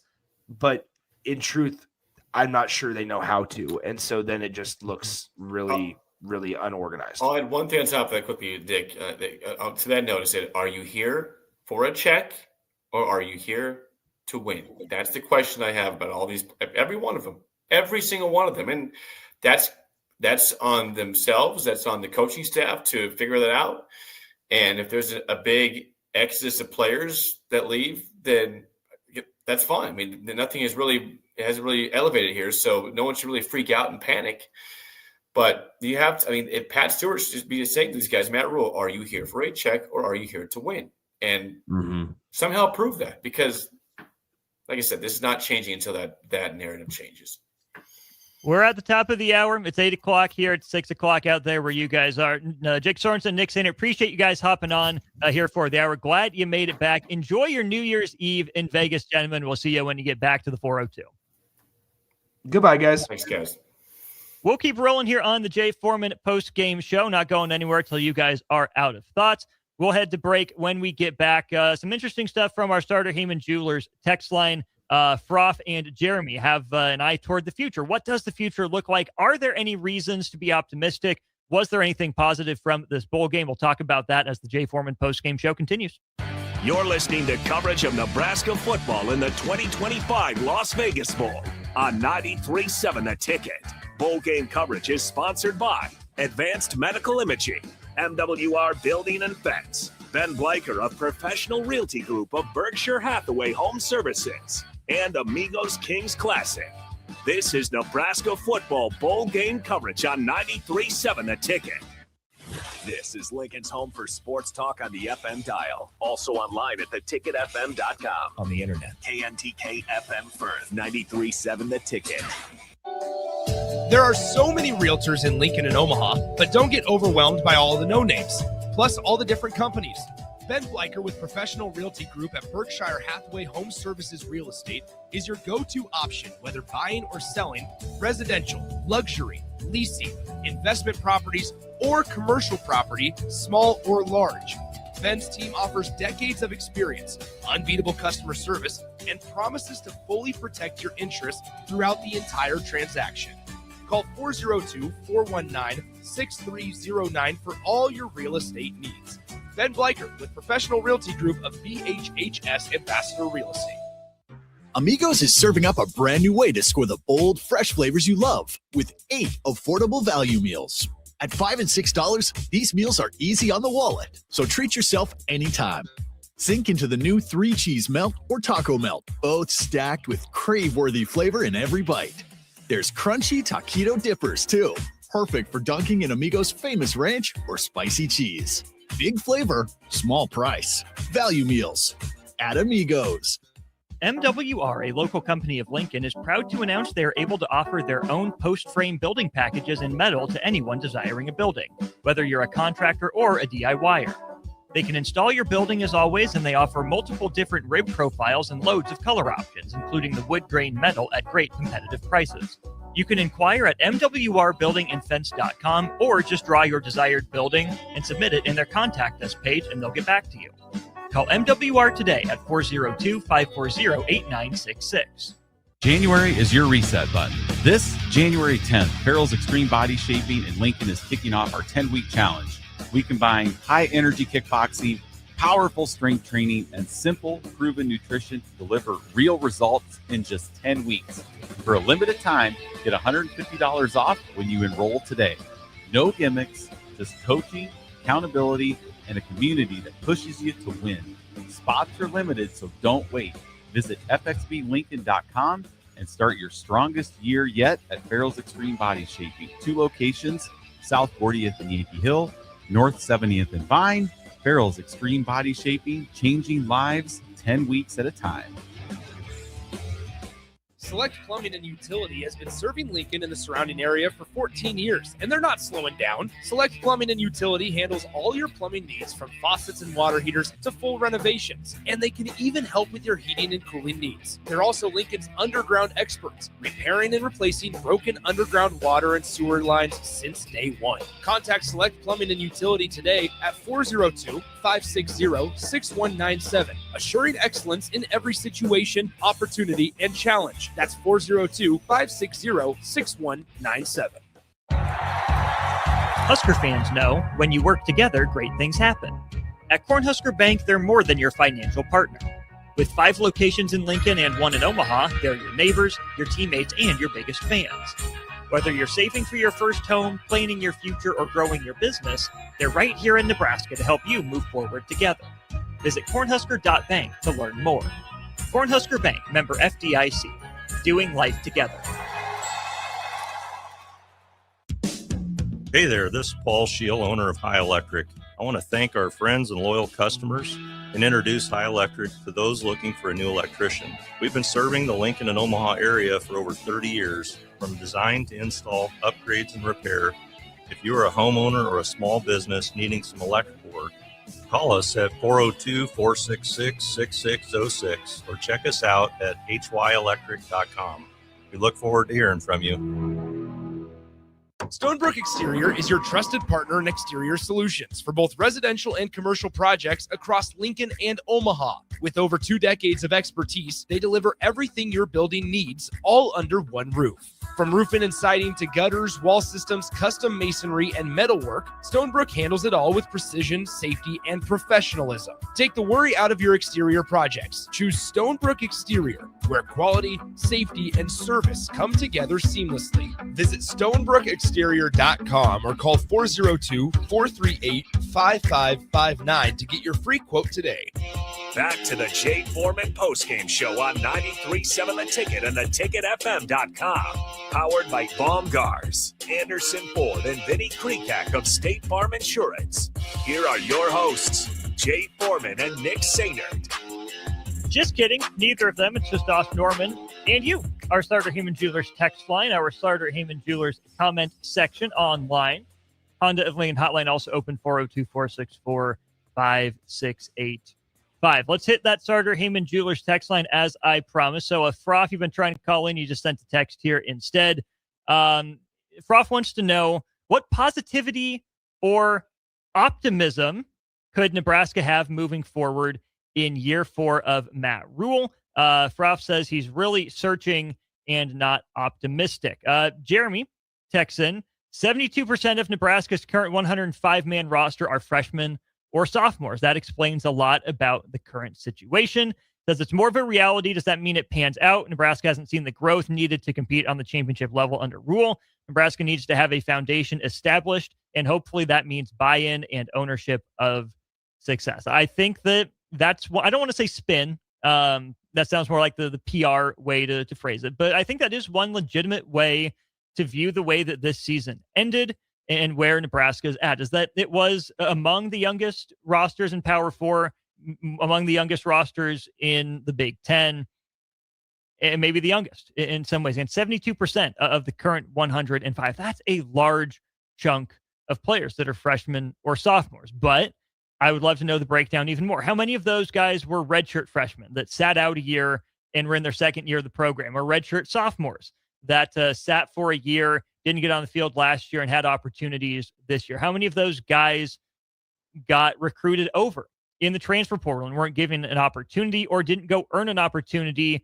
to play more significant snaps to where Nebraska felt like it needed to go to the portal? As we look at the bright spots for Nebraska in tonight's game, I don't think it was necessarily, the brightest bulb in the box, but it certainly wasn't a light bulb that had fizzed out. It was TJ Lateef.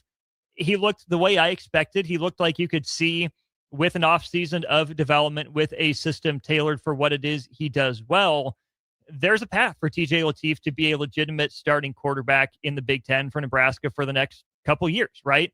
2026, probably 2027 as well. I think there's a path for TJ Lateef. He didn't show me anything to talk me out of the fact that it's a possibility. It's not a guarantee. And you love a guarantee at the quarterback position. It's hard to come by. But TJ Lateef was bright enough that I don't think Nebraska should be looking to move on, that Nebraska should be looking to get a one-year bridge guy, just to get to Trey Taylor in 2027, for example. I saw enough from TJ Lateef throughout the last 4 games that there's clay there to mold. Is this the coaching staff to get it out of him?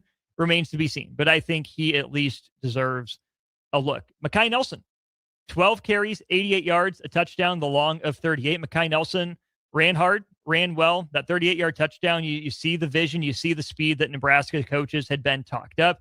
He also ends up with 3 catches, second most on the team, and tied for the team lead in receiving yards. 3 catches for 48. The long of 24 came on that wheel route, and 40 of those 48 yards came after the catch. We've seen Mekhi Nelson in the screen game. He lowered his shoulder. I think it was against UCLA maybe, or Maryland, one of the two that comes to mind for me.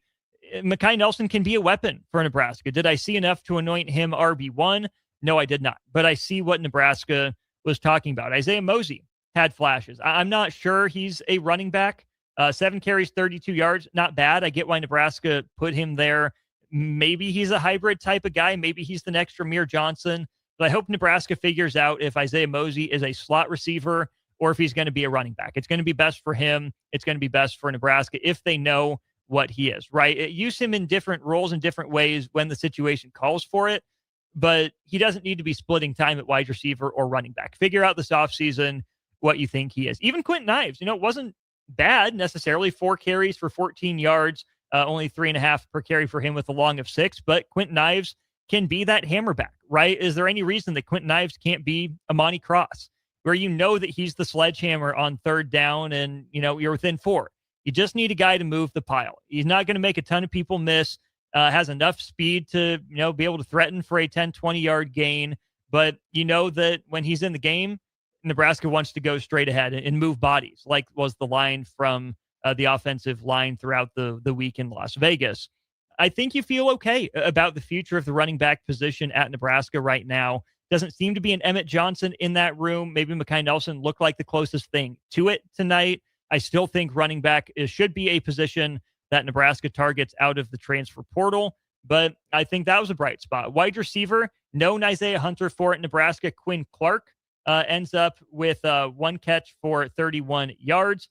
A big one down the sideline there at the end of the game, and then the 2-point conversion attempt for Nebraska as well that they convert on. Quinn Clark didn't get a whole lot of run all year, but I think if you can count on Quinn Clark being back, you've seen enough from him that you hope he can step into the Dane Key role in some ways. If you're able to get an Isaiah Hunter back perfectly healthy, again, maybe not a supernova or a bright shining star by any stretch of the imagination, but good enough that you have a foundation there to build off of. Ja'Cory Barney Jr., we'll see what the role is for him, if he's a slot guy, if he's an outside guy, a horizontal threat or a vertical threat. I'm still left wanting more from Ja'Cory Barney Jr. That's a guy the coaching staff seems to really love and want to get the ball to and appreciate what he means to that locker room. We'll see what the future holds for him. Is there a year 2 leap in a guy like Cortez Mills? Remains to be seen. Saw a lot of Carter Nelson on the field tonight. I think that's a good sign for Nebraska in the long term as he continues to get healthy. So I think that the skill positions are relatively settled. Not perfect, not in a 100% settled state. No one's guaranteed a starting job by any means next year. But I think that Nebraska's developmental processes are working at those positions. You can bring in young guys. You can bring in, a bit player potentially at wide receiver. I think you go get a guy that's going to challenge for the starting job at running back. And I think you're fine on the offensive side of the ball. You're going to bring in a quarterback. Fans seem to think Nebraska's headed to the portal for some offensive line help, maybe guys with some pedigree or a track record and connection to Jeep Wade or Lonnie Teasley. And that's fine. Go do it. But I still think the ideal outcome for Nebraska is that the guys they target out of the transfer portal have multiple years of eligibility remaining. and can help be a part of the class that's setting that foundation. Like Jeremy says, need to have a foundation established, and hopefully that means buy-in and ownership of success. That's what I'm talking about when I bring up that class that saved Coach K, like Jay and I riffed on in the first hour, and like I brought up with Nick and Jake. At some point, some group has to say, enough. We're going to be better than this. We have to be better than this because we know that we're better than this. Some group has to have the pride on both sides of the ball, a full class, offense, defense, shoot, throw special teams in there if you want to say, no, we know we can play better than this. We know we can work harder than this. We know we can execute better than this. If you're not going to hold us to a higher standard, we're going to hold ourselves to it. It's tough. It's not an enviable position to be in. But I think in some cases, it's where Nebraska's at right now. Defensively, really not many bright spots to hang your hat on if you're Nebraska tonight. Leading tackler on the night, Caleb Benning, 13 tackles, 4 of them were solo. Vincent Shavers, 9 tackles. Donnie Jones, 8 tackles for him. Andrew Marshall, 4 tackles, also had a pass breakup. I believe that one was in the first half. Maybe you can say the bright spot for Nebraska on the defensive side of the ball is that 2 of those guys I mentioned, as well as Cam Lenhart, announced in postgame that they plan to return. You think of Vincent Shavers, who announced, Donovan Jones, who announced, and then Cam Lenhart. Vincent Shavers probably the highest ceiling of that group. What's his mind like? What can his body look like after another year of strength and conditioning? Can he step up as a leader and be an unquestioned, middle linebacker leader type in a new scheme in the Big Ten? I would like to think that potential's there. Let's see it next year in a big year for Vincent Shavers Jr. Donovan Jones, is he a cornerback? I don't know if I would put him out there. I'm curious to see what Rob Orrick thinks of Donovan Jones. If it's me, I'm putting Donovan Jones in that rover position, if that's one that is in Rob Orrick's defense, kind of what Deshaun Singleton did, where Donovan Jones can run well enough and have good enough play recognition to be a deep safety when it's called on, but really being that hitter in the box, that enforcer over the middle. I think of Donovan Jones as more that physical type of defensive back than maybe the explosively athletic one. Really good athlete for his size. I just think him on an island at corner doesn't always go the way Nebraska wants it to. I would move Donnie Jones into the box. I think he can be a good piece for Nebraska if he's in the right role. I'm not sure that's outside. And then a guy like Cam Lenhart. I remember him coming in as a freshman, and the coaching staff raved about him. He's so mature. He's wise beyond his years. Going to threaten for playing time. This is a guy that, can lead the locker room, got a great head on his shoulders, can be a key piece of what it is that we want to accomplish. Cam Lenhart hasn't really put up numbers. Promising freshman year, not much going on as a sophomore last year, and a fine junior year. He was out there. I kind of view Cam Lenhart in that, Jamari Butler type role, maybe an MJ Sherman type role, where he's not Caleb Tanner by the end of his career. He's not going to kill you when he's out there. I don't know if he's a ceiling raiser as much as he is a floor raiser, and that's fine. You need floor raisers, right? You need guys that, as we saw far too often, didn't happen this year for Nebraska, are going to be in the right place at the right time, completing their assignment, executing. There's that buzzword. I think Cam Lenhart can be that guy. I don't know if there's a breakout season in Cam Lenhart, but I do think that Nebraska can be a better defense with the steadiness that he brings and the occasional splash play there in the interior, right? Riley Van Poppel, we'll see what the future holds for him. Wasn't really impressed. Made a nice play tonight with some help from his other interior defensive linemen at times, but a lot of talk around Riley Van Poppel in the offseason. Whether that was warranted or not, either way, the stats didn't back up the conversation and the chatter. I'd like to think there's a good player in there with a frame, but maybe Riley Van Poppel is the new Ty Robinson, where it takes a few years to click, and then you really see the growth happen. Nebraska can't afford to wait till year 4, year 5, or in Ty Robinson's case with the COVID year 6, to get impact from these guys.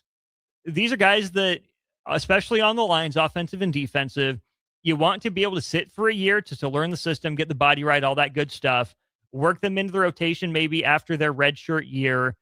They're playing, every down or, a majority of the snaps in their second year. And then by their third year, you've seen enough from them that you're like, okay, we know what this guy is. We know what he can be. And we think that there's a potential leap that he can take. That's got to be the formula for Nebraska. You don't have 4 years to wait necessarily. And that's where, as we go back to that piece about development, Corey and Lincoln brought it up. Jeremy, you talk about just how young Nebraska's roster is and has been. 19-19 through 3 years for Matt Rule. He's right. It's better now than when he left or when he took over. It is. Nebraska's won more games. Nebraska's been to more bowl games, and that's not nothing. But this can't be it. And you would think that if this was no doubt headed in the correct direction, if there was a rock solid plan in place, that you would have potentially seen more signs of it. But with the talent that Matt Rule had or didn't have in year one, and the mess that he says he still had to clean up and is really just getting squared away this year. With the Dylan Raiola saga, I think it's fair to call at this point, is that what Matt Rule wanted to do? Or is it what he had to do? Is it what he felt obligated to do? Was Dylan Raiola part of the plan? And if so, whose idea was it to get Dylan Raiola to campus? Nebraska didn't maximize Dylan Raiola. Dylan Raiola wasn't the best player he could be at Nebraska. I think that's very fair to say. But it's also fair to say because Dylan Raiola didn't fit the mold of the other guys Matt Rule had at the quarterback position. Whether it was Jeff Sims, whether it was Heinrich Harburg, whether it was Chuba Purdy or TJ Lateef now. What all four of those guys have is the ability to use their legs consistently. Dylan Raiola was far and away the highest rated of those guys and far and away the least mobile. He didn't fit what Matt Rule was talking about. You can't say no, but can you make a tough choice? It didn't seem like Matt Rule did. He wanted to have his cake and eat it too. I can't say Matt Rule sold his soul or made the wrong decision, but I think the Dylan Raiola data point is one that says, hey, this is a guy that had a plan, threw it out the window, and now is trying to rediscover it. Same thing on defense, right? Tony White's defenses weren't bad. Pretty darn good, in fact, in the first 2 years. It just left you wondering, what if they could get another playmaker or two? What if they could get a rush end? They can help Nebraska win when they only rush 4. What if Nebraska can get a rangy linebacker that can cover from side to side and create turnovers? What if Nebraska can get that sticky corner to blanket opposing number ones? What if Nebraska has a ball hawking safety that can cover the deep areas of the field and erase mistakes when their outside corners get beat? Tony White's scheme was having success. Nebraska seemed like it was a piece or two away from having not just a top 15 defense, but a top 10 and potentially top 5 defense in the entire country if it could get another piece or two to make plays. But instead of continuing to give Tony White the chance to build, recruit those players, Matt Rule moved on because he liked what John Butler was selling him. And then after 1 year, John Butler's out the door. So entering year 4, Nebraska will be on defensive coordinator number 3, full-time defensive coordinator number 3. I'm not counting the Phil Snow interim tag and defensive play caller from tonight as a real full look as a defensive coordinator. When you make changes, it's got to be with a purpose. It's got to be as part of a plan. If something isn't working, you identify that it's not working and you understand why it's not working. It's not a panic move to make a change. But when you think something's not working or you're not willing to give it enough time or you didn't think it through enough to begin with and now you've got to pivot, that's where it feels like in some cases Nebraska football has gotten caught up in a whirlwind. Changes, sure, probably need to be made. But for what reason? For what purpose? What does Nebraska hope to accomplish? That's the question that I think needs to face Nebraska as it weighs a bunch of decisions entering 2026. If there are more changes to be made on the coaching staff in terms of additions or subtractions, if there are more moves to be made in recruiting, whether that's high school, transfer portal, or retention, if there are moves to be made in what practice looks like or what the offseason plan looks like, why is the reason for the change? Is it just to switch it up because you're not sure? Or is it to switch it up because you know there's something better out there? You can't make a move just to make a move. You also can't not make a move because you're not sure it's going to work out. I love what Jay says about football. You got to love the game without any guarantee that it's going to love you back. Sometimes it's the same in making changes. If you know something's not working because you've tried it for 3 years, okay, long enough, something's got to change. If you try something for 1 year, like John Butler, or for one full season now in Dana Holgerson, if you're going to make a change, whether it's in personnel or in philosophy, you got to make sure it works. You can't stick with someone just because you paid them. Sunk cost fallacy is a real thing, right? You can't just hold on to someone because you're paying them. But you can't also just pay someone in hopes that it works out. Plain and simple. Let's head back to our Sartor Heyman Jewelers text line as we start drawing things to a close. Scott and Firth, who gives a crap about the hat? The problems in this program run so much deeper than a freaking hat. Again, Scott, we get it. We admit it as much, but it's not about the hat.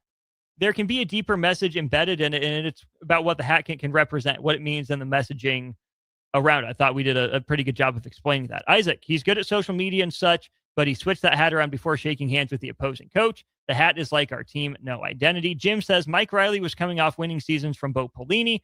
Matt Rule is coming off horrible losing seasons from Scott Frost. Riley was spiraling downward where Rule is building it up. That's all fair. That's all correct. It's true. I can't argue with that. And I can even understand Matt Rule's perspective when he says things are better now. I mean, we've been to back-to-back bowl games. They've won 6 games in the regular season, 7 games in the regular season. They've improved by a win each year. Expectations are just that. Expectations and predictions are just that. None of us are Nostradamus. We don't know what the future holds. We can give our best guesses. We can look at the data from the past. We can project out to the future. But until Nebraska straps it up 12 times in the regular season and hopefully a 13th in a bowl game like they did today, nothing's guaranteed. Nothing is for sure. And Matt Rule's right. The program does seem like it's more talented than it was when he initially took over. They have won more games in 3 years than his predecessor did. That's all true. Fan expectations can be optimistic. That's also true. But I think that if you're going to say, well, Nebraska hasn't made as much progress as expected or as much progress as it could have, that can also be correct. That can also carry a lot of weight. Because if Nebraska is really as talented as we think it is, then yeah, there were some absolutely inexplicably disappointing losses or lack of ability to finish. Was Michigan really a 3-point game? I don't know, but it ended up that way. Was Nebraska talented enough to flip 3 plays in that game? Was Nebraska talented enough to flip 3 plays against USC and find ways to win that one? If Nebraska has even one more of those wins, I think our tone is very different, even after a game like this, even if it goes the same way and Nebraska ends up in the same position. But Nebraska didn't win those games. And Nebraska didn't show up tonight. And Nebraska didn't use the month that it had off to stew on Iowa after Penn State before it, after kind of squeaking by UCLA and not dominating, after letting one slip against USC, after playing with fire against Maryland, Northwestern, and Michigan State, after blowing an opportunity against Michigan in the first marquee game of the season. Nebraska had all season to look at what went wrong to get better. Maybe they did behind the scenes in incremental ways. Again, having not been in the building, I don't know. But what I do know is that it was still a 1-3 November, which is still the high water mark under Matt Rule. For a guy that came in saying we're going to dominate fourth quarters, we want to rush for 75 yards, we want to outscore opponents in the fourth, we're going to be built for it.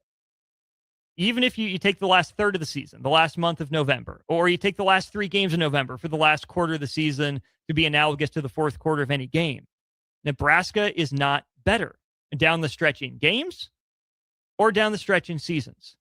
And it all came to a head today where you can talk yourself into, yeah, Utah was clearly better. Why are we surprised by this? Nebraska wasn't very good. Look at all the moving parts. Nebraska was in disarray. It's no surprise that they surrendered a Las Vegas Bowl record of total yards to a single player in Devin Dampier. It's no reason that Nebraska, no surprise that Nebraska allowed the most yards of the Matt Rule tenure. Look at everything going on. It's no surprise that Nebraska, could only muster 22 points against, middle of the road defense in Utah because they're starting a guy in just his 4th career game. All of that can be true. But what I believe to my core is also true is that Nebraska could have done more about it, or Nebraska should have been able to do more about it. It should have felt different, even if the result is the same. it should have felt like Nebraska left more out on the field, that Nebraska was playing harder than Utah. Maybe Nebraska was always outgunned. Maybe Nebraska was always outmanned. Maybe Utah's better coached and more talented. That can be true. But was there any reason for Nebraska not to match the effort and energy level of Utah? No, that's a choice. That's a mentality thing. Was there any reason for Nebraska to back down and shy away from contact toward the end of Iowa? Was there any reason for Nebraska not to come in with its head held high and play hard and not let Penn State run all over it? There's no reason. Was there any reason that Minnesota should have snowballed and spiraled the way it did to one of the most deflating losses, and that's saying something, of the decade for Nebraska? Maybe the last, not just 2020s, but the last 10 years. Where's the pride in this program? Where's the belief in the process? Where's the focus on the process that manifests in results? Where are we seeing the process come to fruition under Matt Rule through 3 seasons? I think it's a fair question to ask. Back to our starter Heyman Jewelers text line we go. Dan from Canopy. Things are not better. Optics and perception say it's not good football. Certainly it was not good football tonight. Kevin in Southwest Lincoln, Nebraska's defense is garbage and the offense stinks. This Husker team is no better than Frost's 2021 team that finished 3-9. There's no improvement. And echoes a sentiment from before. The Husker football program continues to bring down a successful athletic department. I can appreciate what Matt Rule is saying when it comes to process-oriented. I think that's a great way to go through life. The more you do the right thing, the more the right thing will happen. The more you go about your business correctly, the more you take care of yourself and you're buttoned up, the more likely good things are to happen to you in your workplace, in your personal life, whatever it is. To a point. Does it feel right now like Matt Rule believes in his own process? Does it feel right now like Nebraska believes in Matt Rule's process? Is there alignment? Is there vision? Are there 105 players? Are there, let's say, 15 coaches? Are there 30 assistants and analysts all pulling in the same direction with conviction? Is there faith that this is going to work? Or is it just hope? Because, dear listeners, hope is not a strategy. You have to have faith that what you're doing is going to work. I don't sense the faith from inside that football building that this process is working, which is why we get stuff like the backwards hat, which is why we get, shout out to Arbitrary Analytics on Twitter for this, which is why we get Nebraska with one of the worst 3-game stretches in terms of point differential of the 2000s. How about this? The Huskers' negative 73 point differential over its last 3 games is the worst since the 2018 Wisconsin game, after the Huskers lost by a combined 77 to Michigan, Purdue, and Wisconsin over a 3-game stretch there in 2018. That was after Scott Frost believed the Michigan game that year was rock bottom. In year 3 of Matt Rule, Nebraska had its worst 3-game stretch by point differential since its previous head coach declared it to be rock bottom. Is Nebraska climbing out of the hole or digging it deeper? 2026 will have a lot to say when it comes to that conversation. Friends, it's been a fantastic year here at The Ticket. From everyone at the station, thank you so much for making what we do possible, including on the Jay Foreman Postgame Show. Vinny Krikak of State Farm, call him today, 402-474-1173, including Anderson Ford of Lincoln. Visit them at 27th and I-80 or 33rd and Yankee Hill, including Baumgars. They're throughout Nebraska, located here in Lincoln at 56th and Cornhusker Highway. Big thanks to everyone that made our bowl trip possible, for getting DP, Jake, and Nick out to Vegas, and hopefully back to Vegas sooner than later. Bunch of great sponsors making that possible. MWR Building and Fence, Ben Blake, Professional Realty Group. You're also looking at Amigos Kings Classic and Advanced Medical Imaging. Ticket family, from the bottom of my heart, it's been a blast in 2025. Looking forward to a great 2026 of discussion, of argument, of bickering, and hopefully of Husker success. For 2025, this is Austin Norman signing off for The Ticket. We'll talk to you next year.